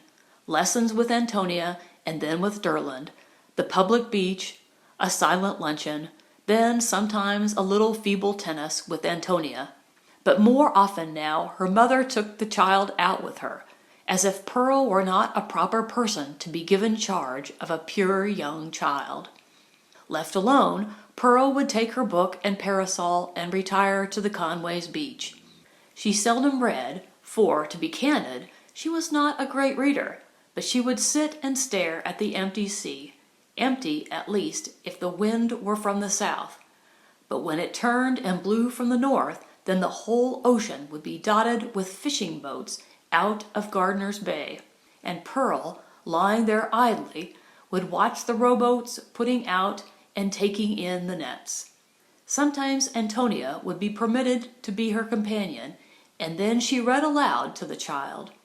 Antonia was in the stage of development when she loved poetry, but poetry of a stirring narrative quality, the ballad of East and West, the revenge, the burial of Moses. She would lie with her head in Miss Exeter's lap, gazing up into the unquenchable blue of the sky, and say, "I'm going to learn that one by heart," and would get as far as the second verse when it was time to go in and dress. After dinner, Pearl and Derland would play Russian bank, which he had proudly and lovingly taught her, and Dolly and Mrs. Conway would run over to Miss Wellington's, where they could abuse the governess to their heart's content. One night, just between night and day, Pearl woke with an overmastering sense of dread. She had been dreaming that the sea, a perpendicular wall miles and miles high, was coming over the dunes. After 2 or 3 days of damp heat, the waves had been rising. Local weather prophets were talking about the August twister. Now, as she sat up in bed, listening and looking into the dark, she became aware that the wind had risen. The wooden house was creaking and trembling like a ship. She was frightened, as an animal must be frightened without reason and out of all proportion. In the medley of little sounds, she thought she detected the sound of something hostile. The pearls! She thought of the pearls. It would have been easy to lock her door. No, not easy, for as she sat rigid in her bed, she found the idea of motion terrifying. But she could have summoned courage to cross the floor and lock the door. Only, Pearl was afflicted by a sense of responsibility. She turned on her light. That helped her. She was no longer terrified like an animal. She was merely frightened like a human being. She got up, put on her dressing gown, and, crossing the hall by a supreme effort of courage, entered Mrs. Conway's darkened room. Perfectly gentle, regular breathing greeted her ear. She knew where the switch was and turned on the light. Mrs. Conway sat up in bed and said, "Is anything wrong? The children?" Pearl's fears melted in the face of human companionship. She felt calm again and rather foolish as she explained that she had felt alarmed for no special reason. She had thought about the pearls. Mrs. Conway glanced at the closed safe.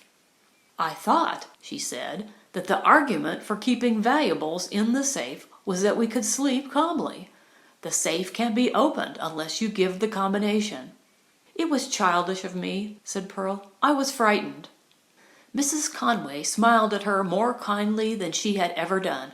It was one of the contradictions in her nature that she was physically brave, a fact obscured to most observers on account of her moral cowardice. Like most brave people, she was kind to the timid. "It's the storm," she said. "It gets on people's nerves. I hope the roof isn't leaking. It nearly always does in one of these storms." "What were you afraid of?" "I don't exactly know," said Pearl. "Would you like me to go back to your room with you? Would you like to sleep on my sofa?" Edna asked. But that was too ignominious. A faint wild dawn was breaking, and Pearl knew that with the night her terror had gone. She went back to bed. The next morning the wind was still blowing like a hurricane from the south, though the rain had stopped. Great waves were running up the beach, in some places as far as the sandhills, and forming a long, narrow pool at the base of the dunes. As soon as lessons were over, Antonia dragged Miss Exeter to the beach. It was no easy matter, for the wind blew the sand stingingly against face and hands. There was no use in going to the public beach that morning, for the bathing apparatus of barrels and lifelines had been washed away. The bathhouses were threatened, and there was a rumor that the sea was washing into Lake Agawam.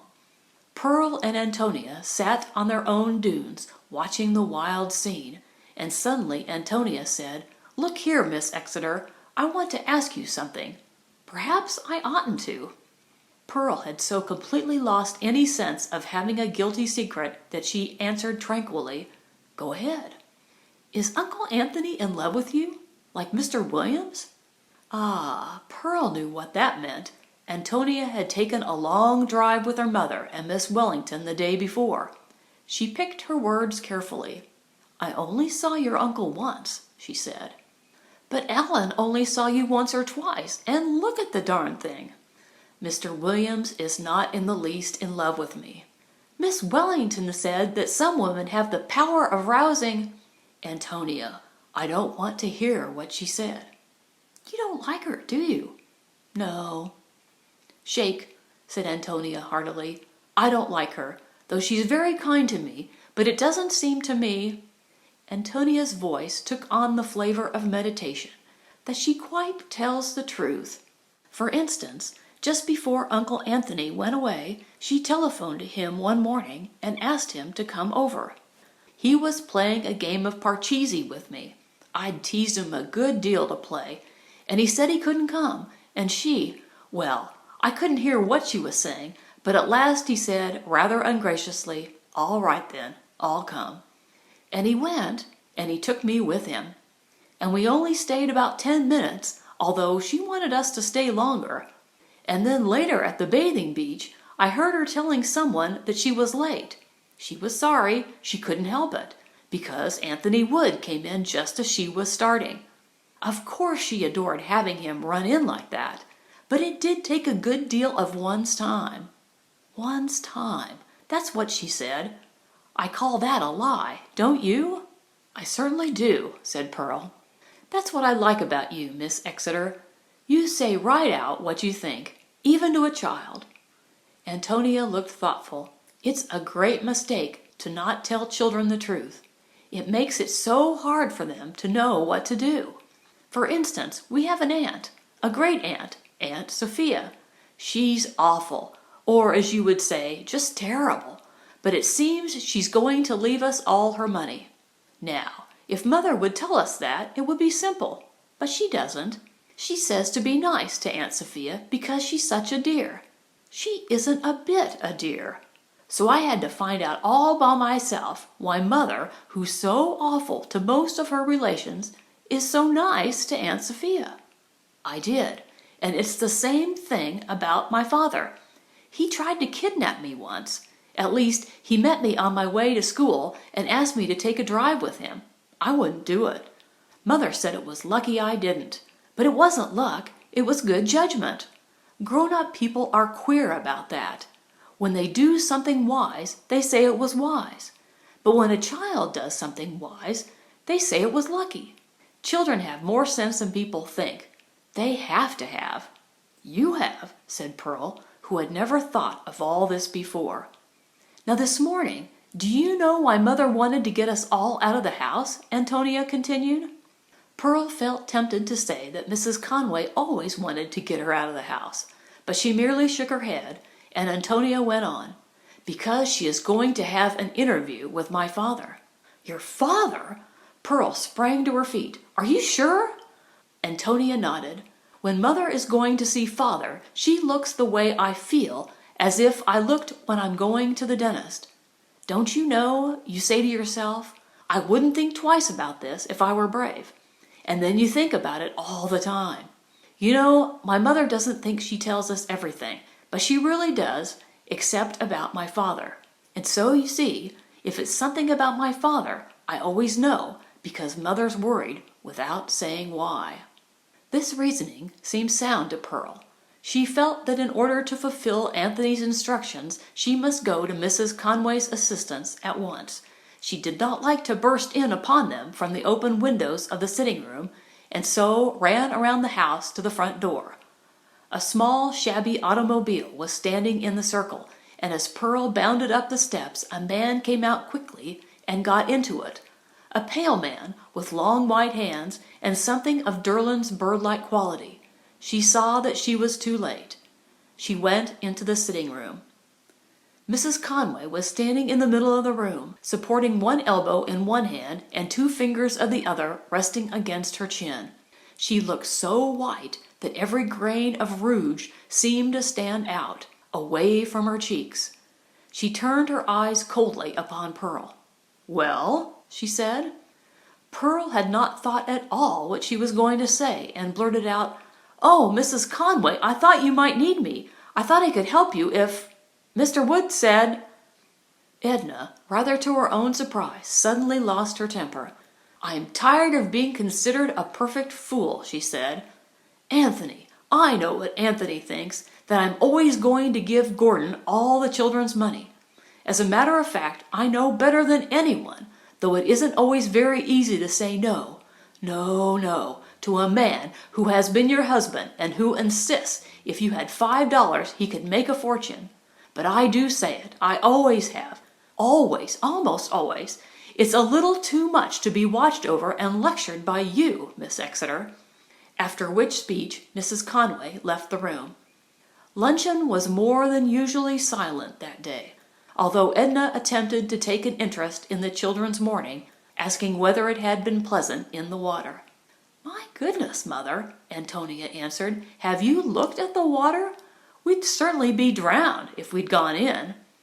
After lunch was over, Edna was obliged to address Miss Exeter directly.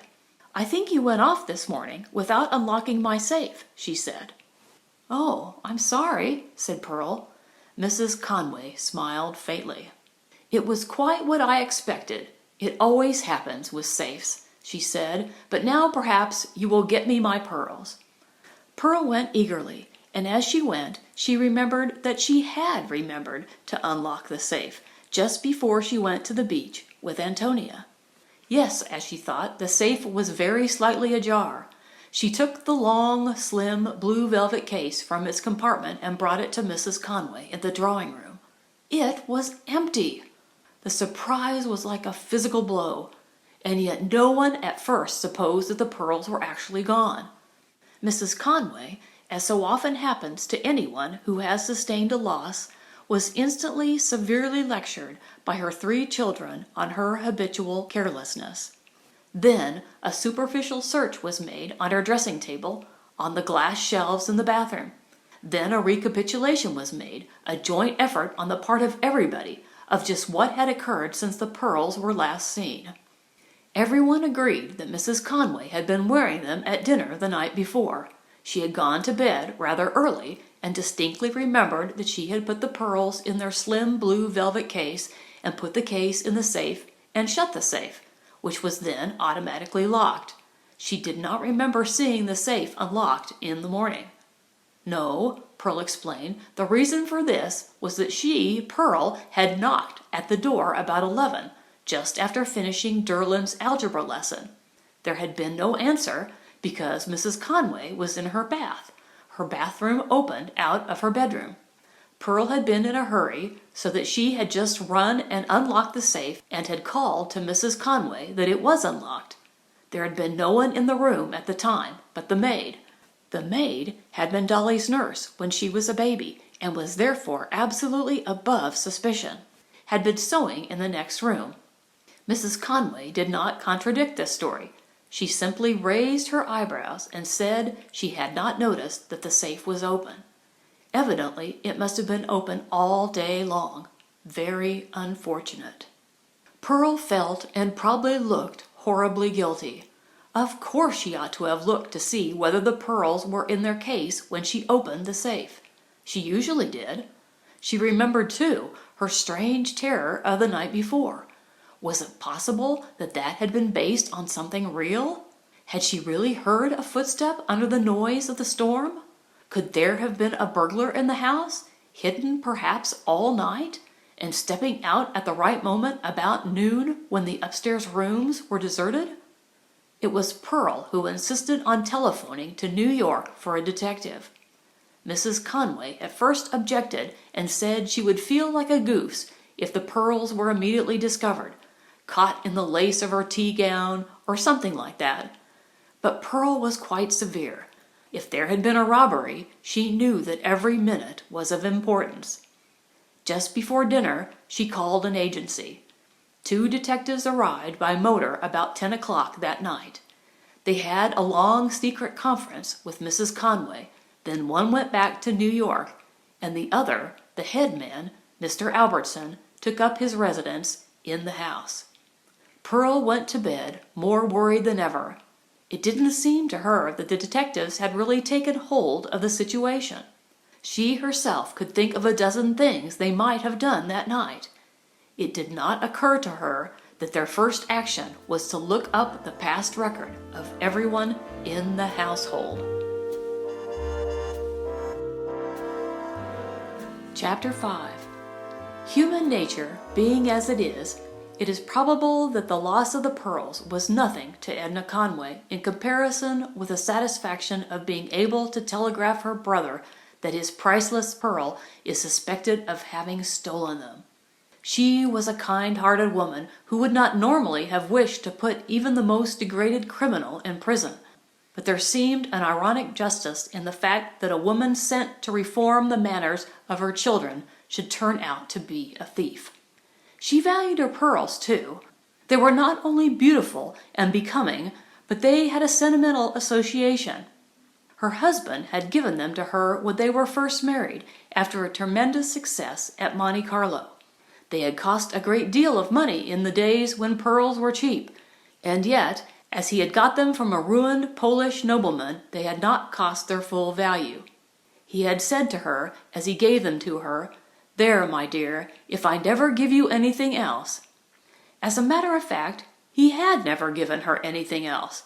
In fact, he had often tried to take them away from her when things had first begun to go wrong.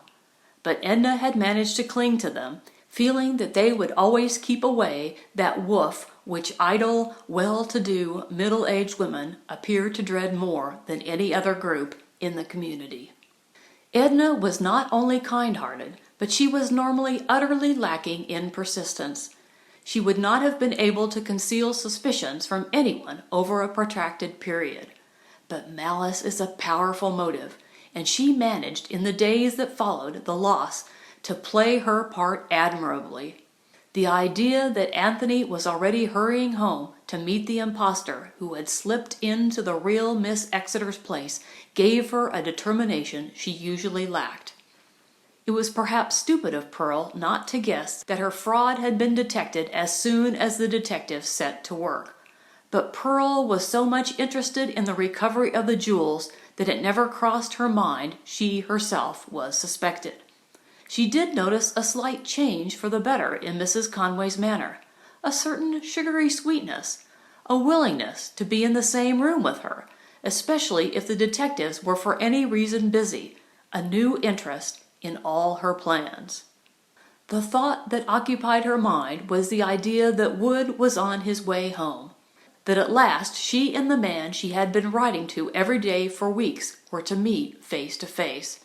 How could he fail to be pleased with her, she who had made Antonia neat, Derlin studious, and had at least suggested to Dolly's egotism that there were other women in the world at least as attractive as she? Pearl thought a great deal about their first meeting. There would be a certain awkwardness about it, especially if it took place in the presence of the family, as it probably would. Still, she could manage it. She would say in a few simple words that she was Augusta Exeter's best friend and had taken her place. He was sure to be amused and smile that nice smile which Augusta had described.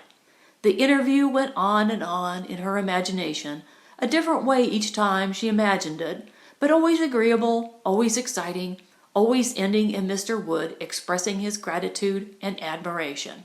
Yet this man, about whom she was thinking so constantly, was actually speeding toward her, feeling as bitter about her as it is possible to feel about a person you have never seen.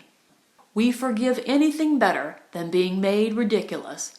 It was not mere vanity, though, that made Anthony so angry. He knew that much of his power over his sister had been destroyed.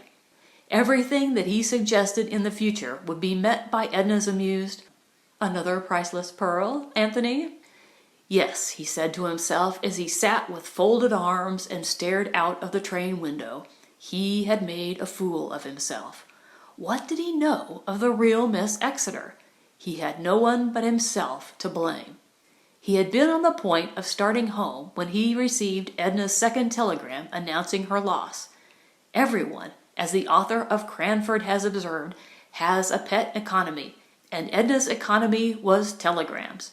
She never cabled or telegraphed if she could help it, and then she usually obscured her meaning by compressing it into as few words as possible.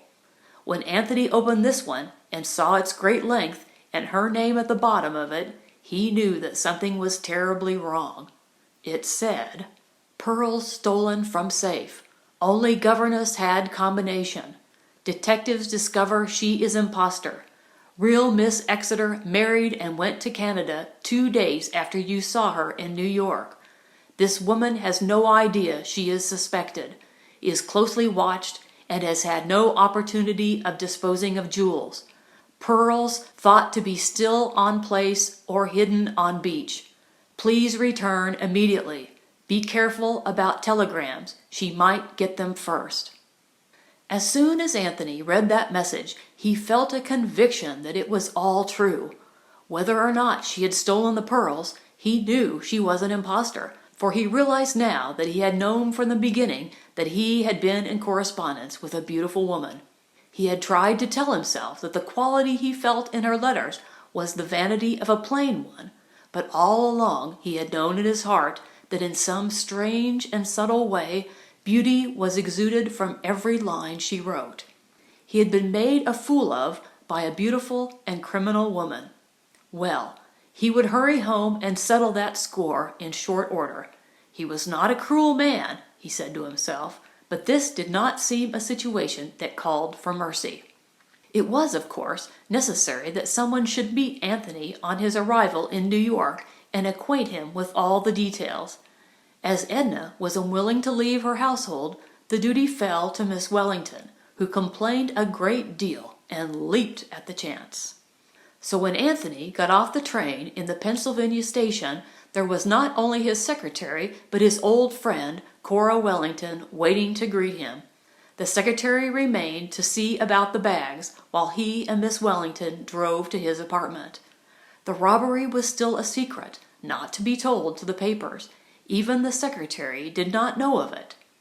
As they drove up the long incline to the level of 7th Avenue, Cora said the thing that Anthony wanted to hear, and yet would not say even to himself.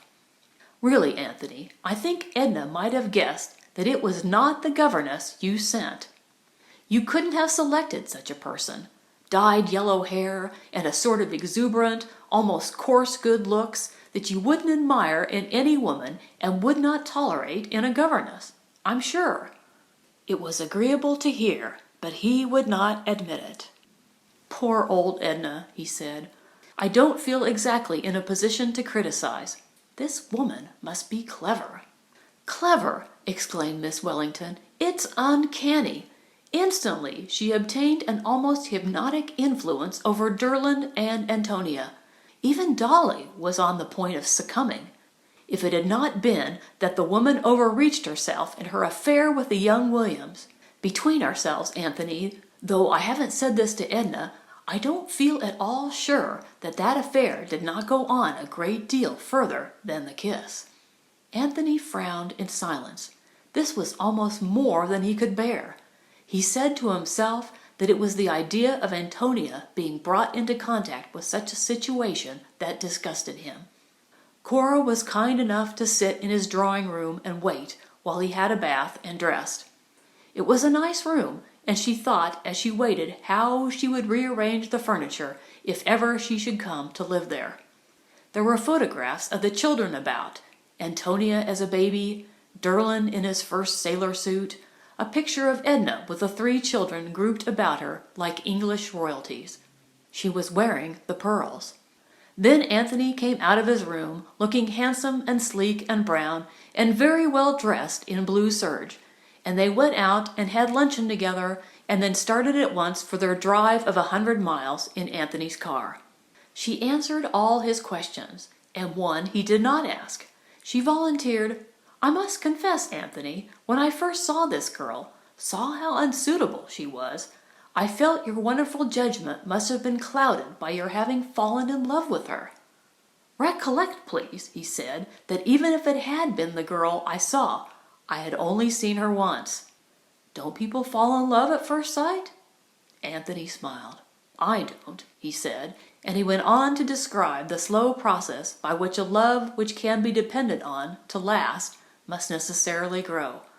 To Miss Wellington, who had known Anthony for 15 years, the description was perfectly satisfactory. They reached Edna's house a little after 5. Dolly had gone away the day before to soothe her wounded feelings at a house party in the Adirondacks. Derland was playing golf, and Antonia having supper with her friend Olive. Edna alone received the traveler. She did not reproach him. She gave him the greeting of a woman simply crushed by anxiety. He said, "I'm awfully sorry about this, Edna. You've had a disagreeable time, aside from the pearls, I mean." She raised her large sullen eyes. "If only you had not made me promise, Tony, so that I was not free to turn a thief out of my house until she had actually stolen my valuables. A woman has an intuition when she's allowed to follow it." He had not a word to say in answer. He had an interview with a detective, the head man, Mr. Albertson. The other one was engaged in watching Miss Exeter, the false Miss Exeter, who was sitting, as her custom was of an afternoon, on the beach. It was this habit of sitting for hours alone on the beach that had led to the theory that the pearls were hidden there, awaiting the right opportunity to be dug up and dispatched to a confederate. Mr. Albertson was a tall, gray-haired man of the utmost dignity. His figure would have been improved by a faithful addiction to the Daily Dozen, and his feet were extraordinarily large. He had a calm, grand manner, and was extremely chivalrous in his attitude toward all women, even those he was engaged in sending to jail. He reminded Anthony of the walrus, or was it the carpenter, who wept so bitterly for the oysters while he sorted out those of the largest size.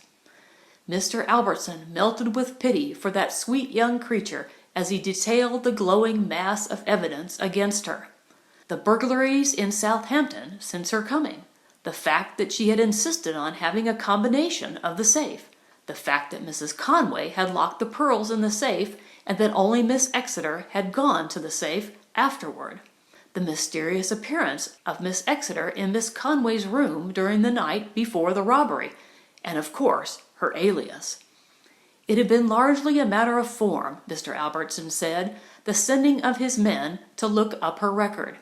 It had been a shock to them all to find that the agency which had originally sent Wood the names of governesses could offer proof that Miss Exeter had married and gone to Canada. So far, they had not been able to get any information as to the woman who had slipped into her place. Some of her things had a P on them. Mr. Albertson mentioned that there was a notorious English thief, Golden Polly or Golden Moll. "She's called by both names," said Mr. Albertson. "This girl answered her description very good." Wood nodded. Had he in fact been getting a daily letter all these weeks from Golden Moll? The idea intrigued him not a little. "I think I'll go and have a talk with her," he said. By all means," said Mr. Albertson. "We've just been waiting for you, to see how she'll act when confronted with you. She hasn't a notion, that you've left Mexico. But," he went on in his deep, rich voice, "I'd speak to her fair if I was you. Kindness, Mr. Wood, never does any harm. What are we put in this world for except to help each other? Women especially. If I was you, I'd say, 'Look, girlie, we want to help you. We have you dead to rights. You'd better come across. Come across, girlie,' I'd say, and make it easy for everyone." Mr. Albertson had already recommended this speech to Mrs. Conway without success, and now it seemed to him that Mr. Wood was not really going to make it. "Ah, yes," Anthony said, rather non-committally. He turned from Mr. Albertson quietly, as is some people's manner when they are doing something important, and, crossing the piazza, stood a moment at the top of the steps. The sun had just set behind his right shoulder, and to those who love the sea, the bare flat scene had at this moment an extraordinary beauty. All round the circle of the horizon there was a grayish lilac color. The sea was blue and gray, the beach was pink with gray shadows under the dunes, a strange blending of colors that came with no other light. The storm was over, and the sea, though not smooth, was heaving with a slow, regular swell. The beach, even to the dunes, was strewn still with seaweed and lumber and all the flotsam and jetsam of a high tide.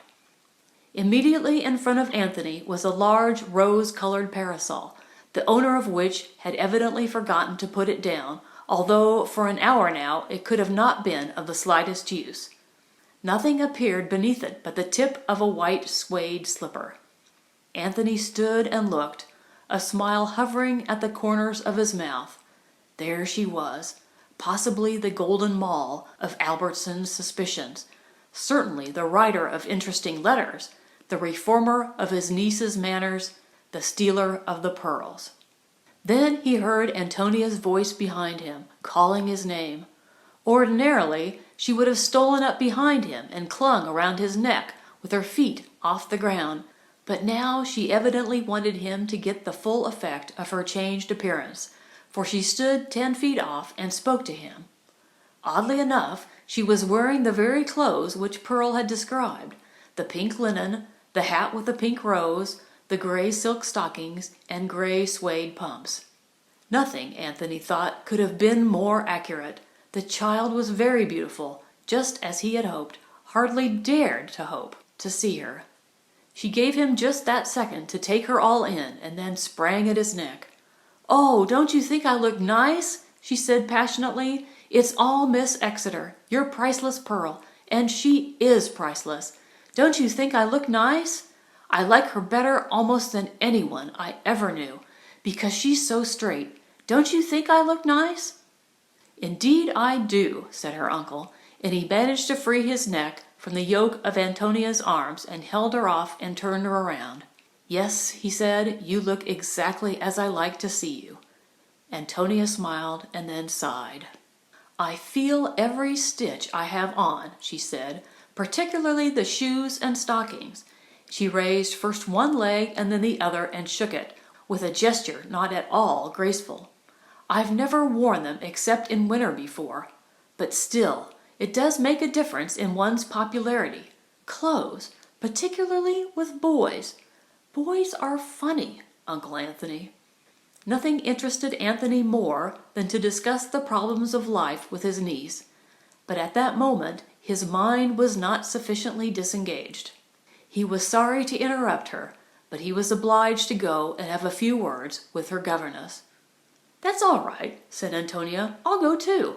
And she slipped her arm through his, and leaning her head against the point of his shoulder, prepared to descend the steps. But Anthony explained to her that he wished to talk to Miss Exeter by himself. Antonia was disappointed. She had looked forward to being present when her uncle and the governess met again, but she adjusted herself as usual. "There's Mr. Albertson," she said. "I'll get him to come and sit with me while I have my supper and tell me stories of crime. He says there aren't any people like Sherlock Holmes, and that stories like that make it hard for real detectives. I suppose that's true, and yet it's horrid to face facts sometimes, isn't it, Uncle Anthony? It makes real life seem pretty dull sometimes." "Real life is not dull, Antonia," said her uncle. "Take it from me." He watched her safely into a conversation with Mr. Albertson, and then, with his hands in his pockets, he sauntered down the steps, across the sand, toward that rose-colored parasol. "Good afternoon, Miss Exeter," he said pleasantly. It had been kept a profound secret that Anthony was on his way home. The detectives had pointed out to Mrs. Conway that this was important, that if the woman knew she was about to be unmasked, she might be goaded into sudden action, perhaps even into destroying the pearls. Hearing a strange voice calling her by name, Pearl came out of a trance into which the sunset and the sea had thrown her. Glancing up from under her parasol, she saw at once that the speaker was Anthony Wood, and that he was exactly as she had imagined him. Seeing this, her heart gave a peculiar leap, and she beamed at him more freely and wonderfully than she had ever beamed at anyone in the world. The look affected him. It would have affected any man, not just her beauty, for he had seen a good deal of beauty in his day, but this warm, generous honesty combined with beauty was something he had never seen. For a second or two they just looked at each other, Pearl beaming, and Wood looking at her, his face like a dark mask, but his turquoise eyes piercing her heart. She spoke first. She said in her deep, queer voice, "Oh, I'm so glad you've come, Mr. Wood." "Are you?" he said. Of all the sentences with which she might have greeted him, sentences of excuse, of explanation, of appeal, he had never thought of her saying this, and saying it with all the manner of joy and relief. "Indeed I am," she went on, still on that same note. "Have you seen Antonia?" "Yes, I have. And isn't she—" "We'll leave that for a moment," he said, for her effrontery began to annoy him, and his tone was curt. But instead of being alarmed or apologetic, she gave a little chuckle. "Oh, yes, I know," she said. "Of course you want an explanation. Only I wanted to be sure you'd seen my great achievement first, for it is an achievement, isn't it?" His eyebrows went up. "Do you really expect to be praised for anything you may have done," he said, "before you offer some explanation as to why you are here masquerading as Miss Exeter?" Pearl's face fell. He was really quite cross. It seemed hard to her that the meaningless sort of beam with which she accompanied a casual good morning had been enough to reduce the third vice-president to weeping on his desk, while a particularly concentrated beam, a beam designed to say in a ladylike yet unmistakable manner that the one man of all men was now standing before her, seemed to have no effect whatsoever on said man. She tried it nevertheless. Anthony, seeing it, suddenly became angry. Did this woman, he thought, who was perhaps a thief and was certainly an impostor, really suppose she was going to charm him, Anthony Wood, by her mere beauty? He who was well known to be indifferent to women? She would learn. But what she would learn was not formulated, for she now surprised him by jumping to her feet and running like a gazelle toward the sea, crying out something to him which he did not catch. He started, however, in full pursuit, his first thought being that she intended to drown herself, the second that she meant to fling the pearls into the sea, the well-known trick of destroying the evidence in a tight place. She ran on. The sea was up to her knees, up to her waist. Fully dressed as she was now swimming. They had the sea entirely to themselves. Even the detectives, trusting to Mr. Wood, had withdrawn for a bite to eat, and at 5 o'clock all those fortunate people who came to the seaside for the summer are engaged in golfing or playing bridge, and seem to ignore the existence of the Atlantic Ocean. Anthony had hesitated at the brink of the sea long enough to take off first his shoes, second his watch, and third the light coat, which he had worn driving the car, so that he was some little distance behind her. Swimming hard and for the most part under water, he did not see for some time the object which had attracted Pearl's attention. Neither suicide nor the pearls were the object of her plunge, but a small white dog which appeared to be drowning. Some children up the beach had been throwing sticks for it, and now at the end of a long afternoon it had got caught in some current and was obviously in trouble, every third or fourth wave washing over its little pointed nose. Pearl, never doubting that Wood was actuated by the same motives as herself, panted out, "Can we get there in time?" He came alongside her now. "You're not going to drown too," he said. She shook her wet head. Together they towed the exhausted little creature back. As soon as she could walk, Pearl picked it up in her arms and strode ashore. "Don't you think it was a crime for those children to go away and leave him like that?" Her gray eyes, instead of beaming, glowed angrily. "Are you so against crime?" said Anthony, trying to smooth the water out of his hair. She did not even take the trouble to answer, but became absorbed in tending the dog. It was a white dog, at least its hair was white, but now, soaked and plastered to its body, the general effect was of a cloudy pink with gray spots. It was the offspring probably of a spotted carriage dog and a poodle. Between it and Pearl, a perfect understanding seemed to have been at once established. She knelt beside it, and suddenly looking up at Anthony with one of her spreading smiles, she said, "I'm afraid it's awfully ugly." "It has personality," he answered. He could not but be aware that Pearl's thin dress was clinging to her almost as closely as the dog's soft coat. "Let me have your coat," she said. He held it out, expecting that she meant to put it on, for every line of her figure was visible, and every line was lovely. But Pearl was utterly unconscious of herself. She took the coat and wrapped the dog in it, so that only its head stuck out, with its adoring eyes turned to her. As he watched her, he found he knew positively that she had not taken the pearls. It was no logical process. He did not say, "This girl is too kind, or too generous, or too without self-consciousness, or too much at peace." Perhaps it was a combination of all these ideas, or perhaps it was just the miracle of personality. But somehow or other he knew positively and for all time that she was not a thief, that she, on the contrary, was just what in his opinion a woman ought to be. He looked down at the bent golden head, dripping pure drops of crystal. Died! What a spiteful goose Cora Wellington was! Then Derlin came down the steps. "What happened?" he asked.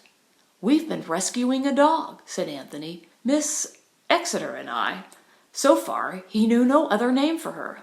Derlin smiled at him above her head, as much as to say, could anything be more ridiculously attaching than women are? This woman in particular? And Anthony smiled back in a similar manner. Then there was a shout, and Antonia, having finished her supper and exhausted at least for the moment Mr. Albertson's narrative powers, came flying down the steps, eager to know why it was that Miss Exeter and her uncle had been swimming with their clothes on. When explained, it appeared to her the most natural thing in the world. "Isn't he sweet?" she said, when she had heard the story. "I think Horatius would be a good name for him, on account of never, I ween, did swimmer, in such an evil case, struggle through such a raging flood. You know. Do you think Mother will let us keep him? Or do you want to keep him, Miss Exeter?" "Oh dear, I suppose you do." "No, I can't," said Pearl with regret. "I'd like to, but Alfred hates dogs." Anthony was surprised to hear his own voice saying sharply, "And who is Alfred?" "He's my cat," said Pearl, turning her whole face up to him. "Everyone says he's ugly, but I love him." They smiled at each other. It was so obvious that Anthony refrained from saying, "Lucky creature." Presently they moved toward the house.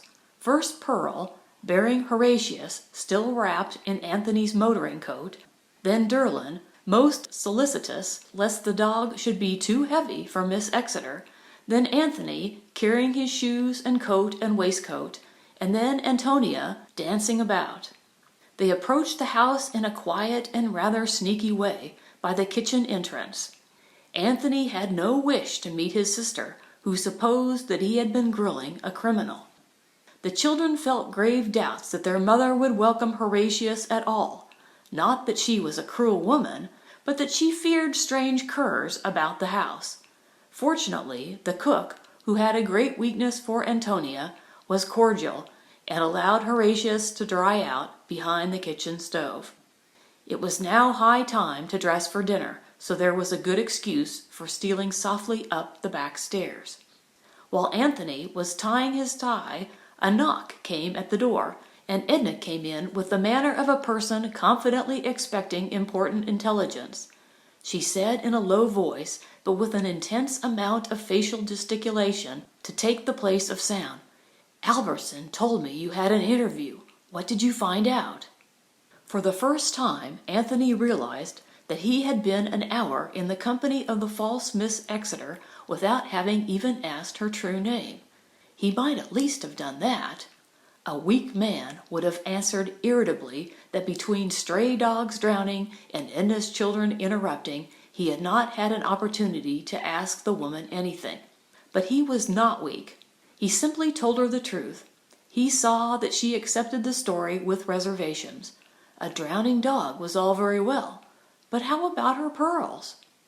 Dinner ought to have been a terrible meal, with Edna bitter and suspicious, and the two detectives looking in at the window every now and then, just to show that they were on the job.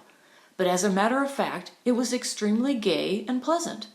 Antonia was allowed to hover about the room in honor of her uncle's return, and Pearl and Anthony were, or appeared to be, in the highest spirits. Need it be recorded that Pearl had on her best dress? It was a soft, black, shining crepe, which she had run up one afternoon in the spring when she felt most depressed about not being able to find a position. Dressmaking often lightened her black moments. It was to her an exciting form of creation. It had been quickly and casually done, but it had turned out well. Round her neck she wore the silliest little string of bright blue glass beads, which someone had once given a doll of Antonia's in the dead past when Antonia played with dolls, and which Antonia herself occasionally wore. Antonia had left them in Pearl's room, for her new-found personal neatness did not as yet extend to the personal care of her possessions, and in an impulse Pearl had put them on and found the result good. So did Antonia. "Oh, see," she said, as they sat down at table, "she has on my beads." "Fancy Miss Exeter wearing someone else's beads," said Edna, in a tone hard to mistake for a friendly one.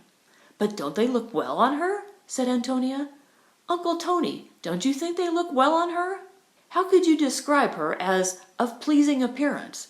It nearly made me miss her at the station that first day. I went dodging about, trying to find a pale, plain girl. That's what Mother told me to look for. I think Miss Exeter is beautiful, don't you?" "Antonia!" said her mother scornfully, as if nonsense were being talked. Anthony, however, never allowed his niece to put him in a hole.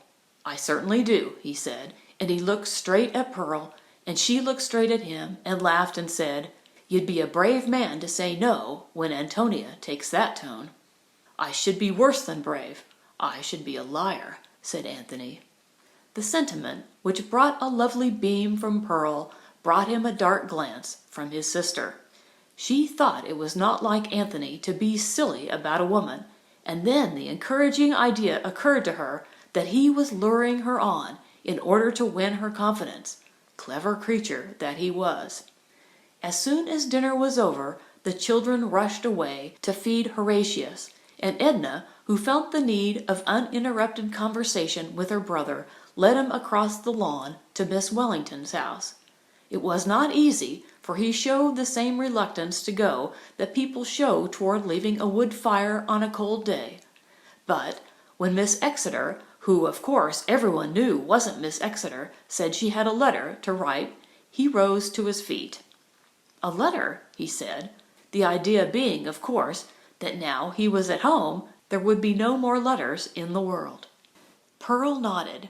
It really was important, for she had always promised Augusta to write her a full account of the first meeting with her respected employer, and, as a matter of fact, Pearl was bursting with eagerness to express her emotion to someone. If she wrote at once, the letter could be posted that evening, when about 9 o'clock a man came to deliver and receive mail. As Edna and her brother went out, they passed Mr. Albertson on guard, and Edna conveyed the information to him that she had gone to write a letter. Albertson made a reassuring gesture, and they passed on. Cora was all eagerness and cordiality. "And what has Anthony discovered about her?" were her first words, spoken to Edna, but directed toward him. Edna came nobly to his assistance and gave an account of the rescue of Horatius, quite as if she thought it were a natural, explainable incident which she was really very far from thinking. "And what are his impressions?" said Cora. Anthony found this question almost as embarrassing as the first one. He could not share his impressions. They were mingled, that the girl was beautiful, that swimming was a sensuous and graceful motion, that wet garments clinging to lovely limbs had not been sculptured since the Greeks made statuettes, that absolute integrity is consistent with masquerading under another name than your own and stealing someone else's references. But alas, these convictions were as impossible to share as a religious revelation. He turned for help to the most ancient methods. "And what do you think of her, Cora?" he said, as if he really cared.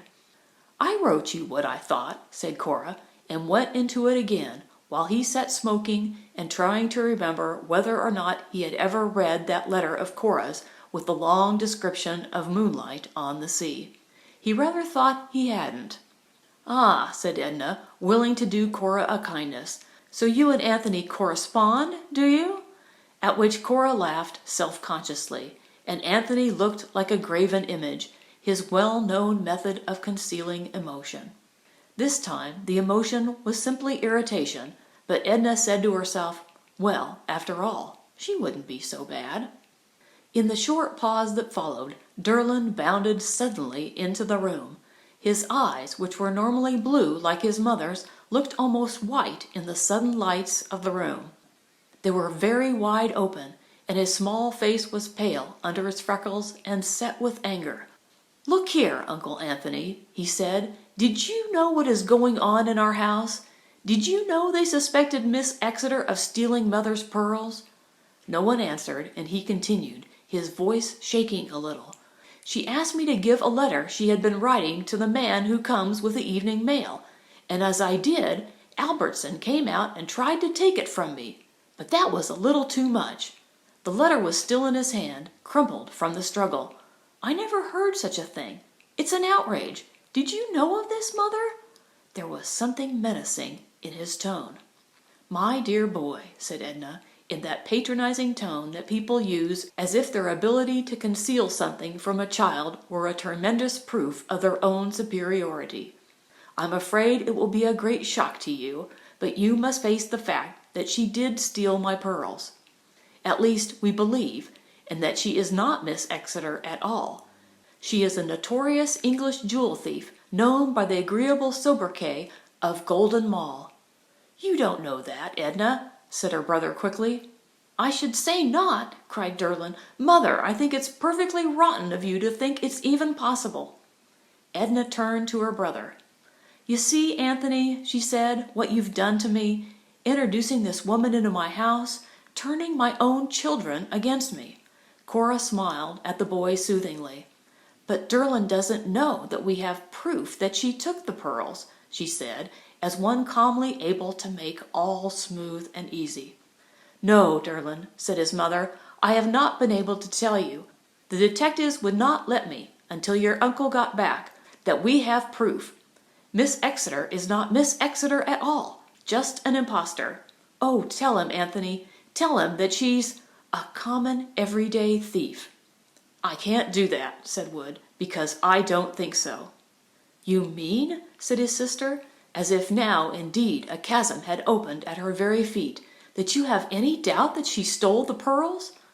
"I'm perfectly certain that she didn't," said Wood. Edna burst out at this into a wail of reproach and anger, ending with the not unnatural accusation that her brother must be in love with the woman too. "Yes, perhaps I am," said Anthony. The idea was new to him, and not repugnant, but he spoke more to annoy his sister than from any more serious motive.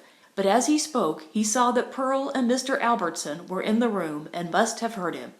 Pearl, however, was too much excited already to register any further excitement. She strode into the room as she strode into the board-room of the encyclopedia, and almost at once, catching sight of her letter still in Durland's hand, she made a grab for it. Only Edna was quicker, or rather nearer, and succeeded in getting it first. Pearl turned to Anthony. "Mr. Wood," she said, "I want my letter. I won't have anyone read my letter. It's an outrage." Mr. Albertson felt his moment had come. "Now look, girlie," he said, "we about have the goods on you. Think of your folks. We want to help you." He took the letter from Mrs. Conway. "I know," he said, "that a lady's correspondence ought to be sacred, but—" "But," said Edna, not able to refrain from interrupting, "but ask her why she doesn't want the letter read." "Well, I reckon I can figure that out for myself," said Mr. Albertson. But in this instance, perhaps the only one of his long and successful career, he was wrong. He could not figure out why Pearl objected so violently to allowing that letter to be read. The reason was this: she had always promised Augusta that she would communicate her first impressions of Mr. Wood, and as soon as he and his sister left the house to go to Miss Wellington's, she had run upstairs, and on the much-used typewriter she hastily ticked out a prose lyric on the subject of her meeting with the only man she could ever have or ever had loved. It began, "My dear, he came this afternoon. Why didn't you tell me what he was like? Oh, I know you said he was attractive. Attractive? He's incredible. He's devastating. And that voice! You never said a word about that voice, which makes me shake every time he speaks, like a telegraph wire in a wind. Oh, Augusta, isn't it silly? But I think I love him." That was just the way it began. At the sight of that letter in Mrs. Conway's hands, a storm of emotion swept over Pearl, even before she remembered just what she had said. But as phrase after phrase flashed before her eyes and seemed actually to tingle down to the tips of her fingers, she sprang like an animal at its prey, and would have had it, too, if it had not been for Mr. Albertson, who, catching her elbow as she went by, not only stopped her, but spun her completely round, so vigorous had been her motion. Frustrated in action, Pearl burst into speech. She said that she must and would have that letter back. She said that opening other people's letters was a state's prison offense. She went on like a maniac, and every word she uttered made Mr. Albertson feel more and more convinced that the letter must be read. Still, he was a chivalrous man. He believed in chivalry as some people believe in Christianity, as the important highway in their lives from which at moments they are obliged to stray. "Now look, girlie," he said, in accents even more honeyed, "don't excite yourself. Why would you mind me reading your letter, which I see is to another lady?" "It's none of your business why I mind," said Pearl. "I just do. Oh, Mr. Wood," she said, turning to Anthony, "don't let him read my letter." "I won't," he said. "I'll read it myself." "Oh, no," said Pearl, with a little scream. There was a pause. Anthony already had the letter in his hands now. He looked very gravely at Pearl. "I'm sorry you mind," he said, "but this letter must be read either by my sister or me or Albertson. Which one would you rather have read it?" It was a hard choice. Pearl looked deliberately from one to another, and then she looked at Anthony. "You," she said. In complete silence he opened it and read it carefully through. Pearl stood motionless, watching him, studying his face. If he had laughed, if he had even smiled, she would have killed him. She was hardly aware of Albertson and Edna and Cora and Durland. all also watching him, to read in his face what he was reading on the paper. None of them read anything. His face was like a mask. He folded the paper and replaced it in the envelope. Then he took out his pocketbook and put the letter in it and put the pocketbook back in his pocket. Then he said, "I wish to have a word with Miss Exeter alone." There was a small room that opened off the room in which they were sitting. He walked toward it. "May we go in here, Cora?" he said. He made a motion with his hand, and Pearl, like a person bewitched, preceded him. "Don't be long, Tony," Edna called to him. "I may be some time," he answered, and shut the door behind him. 5 minutes passed. 10. To those waiting it seemed an hour. Once Mr. Albertson walked near the door and bent his head. "Can you hear anything?" said Edna. "Not a thing," said Mr. Albertson. "You wouldn't be such a cad as to listen, would you?" said Derlin. Nobody answered him. More time elapsed, and then Albertson, springing up, walked with a firm step to the door and turned the handle. It was locked. Albertson shook back a long gray lock from his forehead. "What do you make of that?" he said. Miss Wellington laughed. "Mrs. Conway has the right explanation, I think," she said. "She's done the trick with Mr. Wood, too." "Not at all," said Edna. "How can you be so low, Cora? I only said that to make Anthony angry. He's finding out, luring her to tell him everything." "Kidding her along, you mean," said Mr. Albertson, who hated people not to use the right word. "They've probably both got out the back window by this time," said Miss Wellington. This time Mr. Albertson frankly leaned his ear against the crack of the door.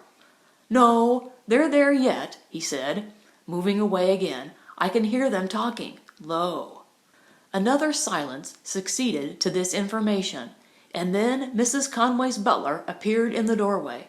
He looked about and said over his shoulder, "Yes, sir, she's here." He drew back and ushered in Gordon Conway. Edna looked at the man who had been her husband and said irritably, "You, Gordon, this is really a little too much." "Hello, father," said Derland. "Hello, Durley," said his father, as if he were trying to be cordial, and then, seeing Albertson, he added in a tone really cordial, "Why, Albertson, how do you do? I haven't seen you since the night what's-his-name, who had that crooked wheel in Hester Street, was pulled. Off the force?" The two men shook hands. "Gordon," said Edna, again determined to know the worst, "what do you want?" "Why, oddly enough, nothing at all," replied Mr. Conway. He did not give the same impression of furtiveness and wasted pallor that Pearl had gained when she had caught glimpse of him on the steps. No one could say he had a color, but he was distinctly less corpse-like. There was nothing shabby about him now either. He was very well dressed in a dark morning suit. His boots, his tie, his wrist-watch, which he kept glancing at as if his time was rather short, were all of the most elegant sort. "No, my dear," he went on, "you ought to welcome me most cordially, for I have come to make you a present, quite a present." And fishing languidly in his pocket, he produced the string of pearls. "A present?" cried Edna. "Those are my pearls." "They are now," said her husband politely, "because I have made up my mind to give them to you."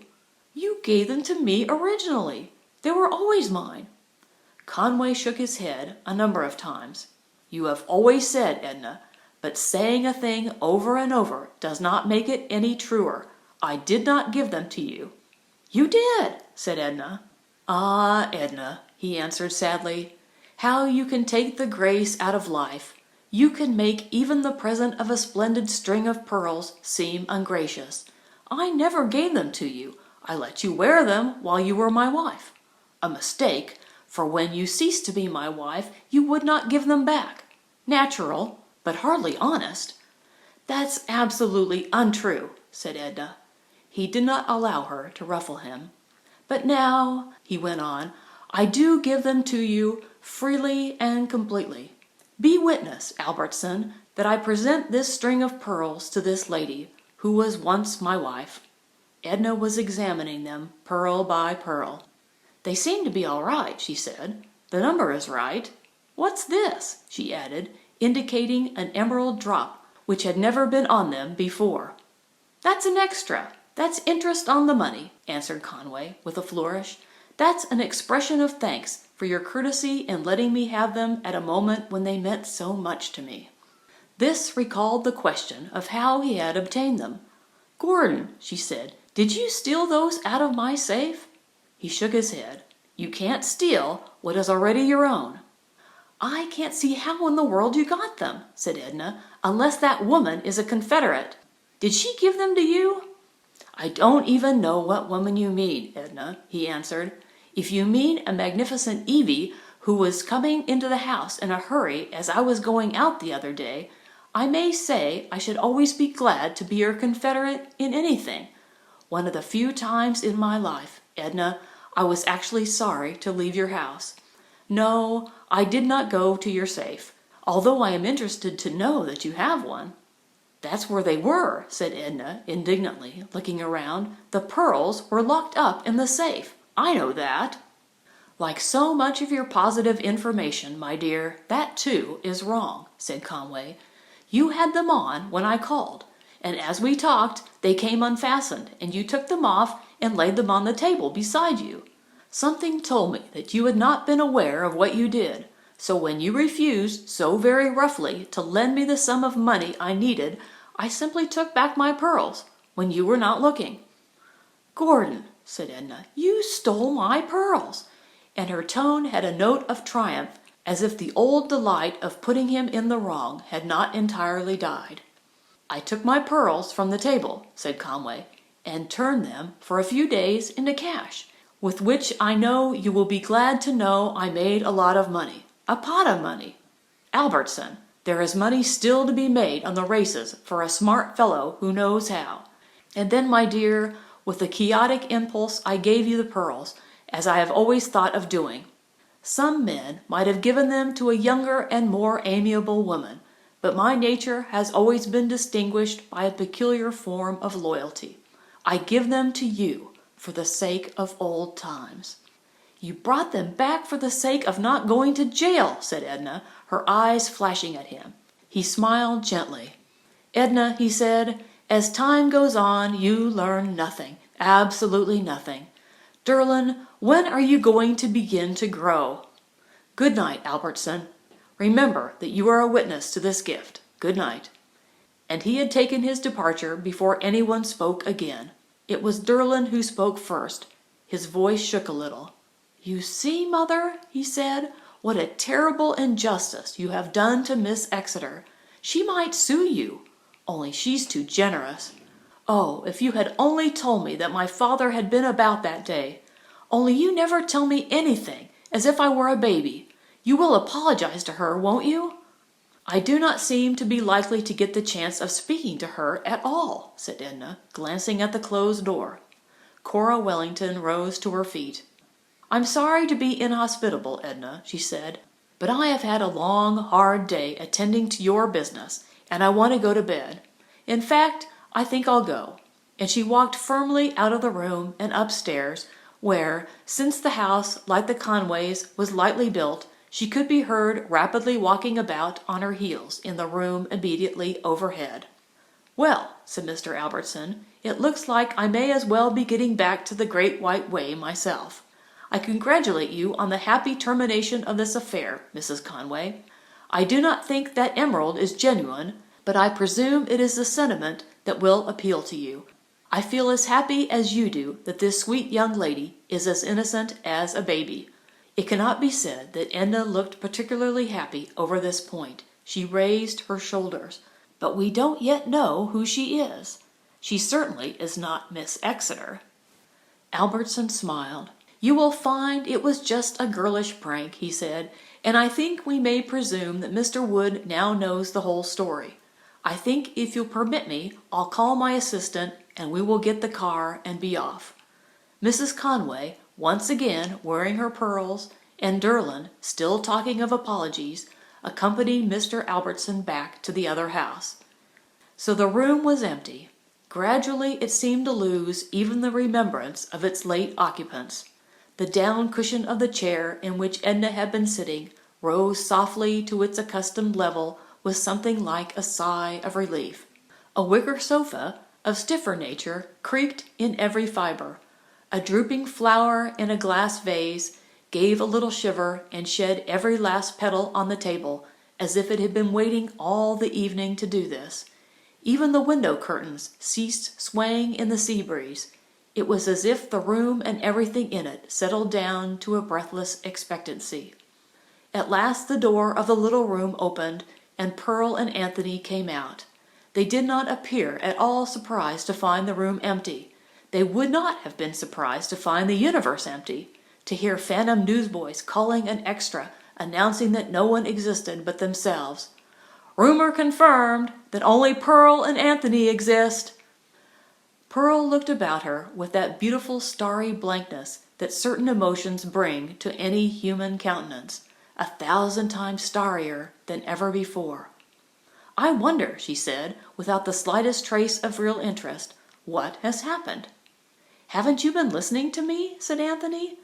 "A miracle has happened. We have fallen in love." Nevertheless, he understood her meaning, and just to please her, he walked to the door and glanced into the corridor. It was as essentially empty as the room. Then he returned to her, although she was staring in the opposite direction, and he made not the slightest sound on the thick rug. She turned her face slowly up and over her shoulder and met his lips with hers. Nor did either of them mention this as a miracle, or even as an example of uncharted psychic powers. It was a long kiss. An inexperienced onlooker might have thought it a quiet ritual rather than a manifestation of human passion. When it was over, they stood once more in complete silence. Then Pearl said, "I think we ought to go back to your sister's house." "I suppose so," said Anthony, and again, by an apparently mystical understanding, they moved not across the lawn toward Mrs. Conway's house, but out across the dunes toward the beach. There was no moon, but the Milky Way, like a narrow cloud, rose straight out of the sea, and the Scorpion was brightly festooned above the southern horizon.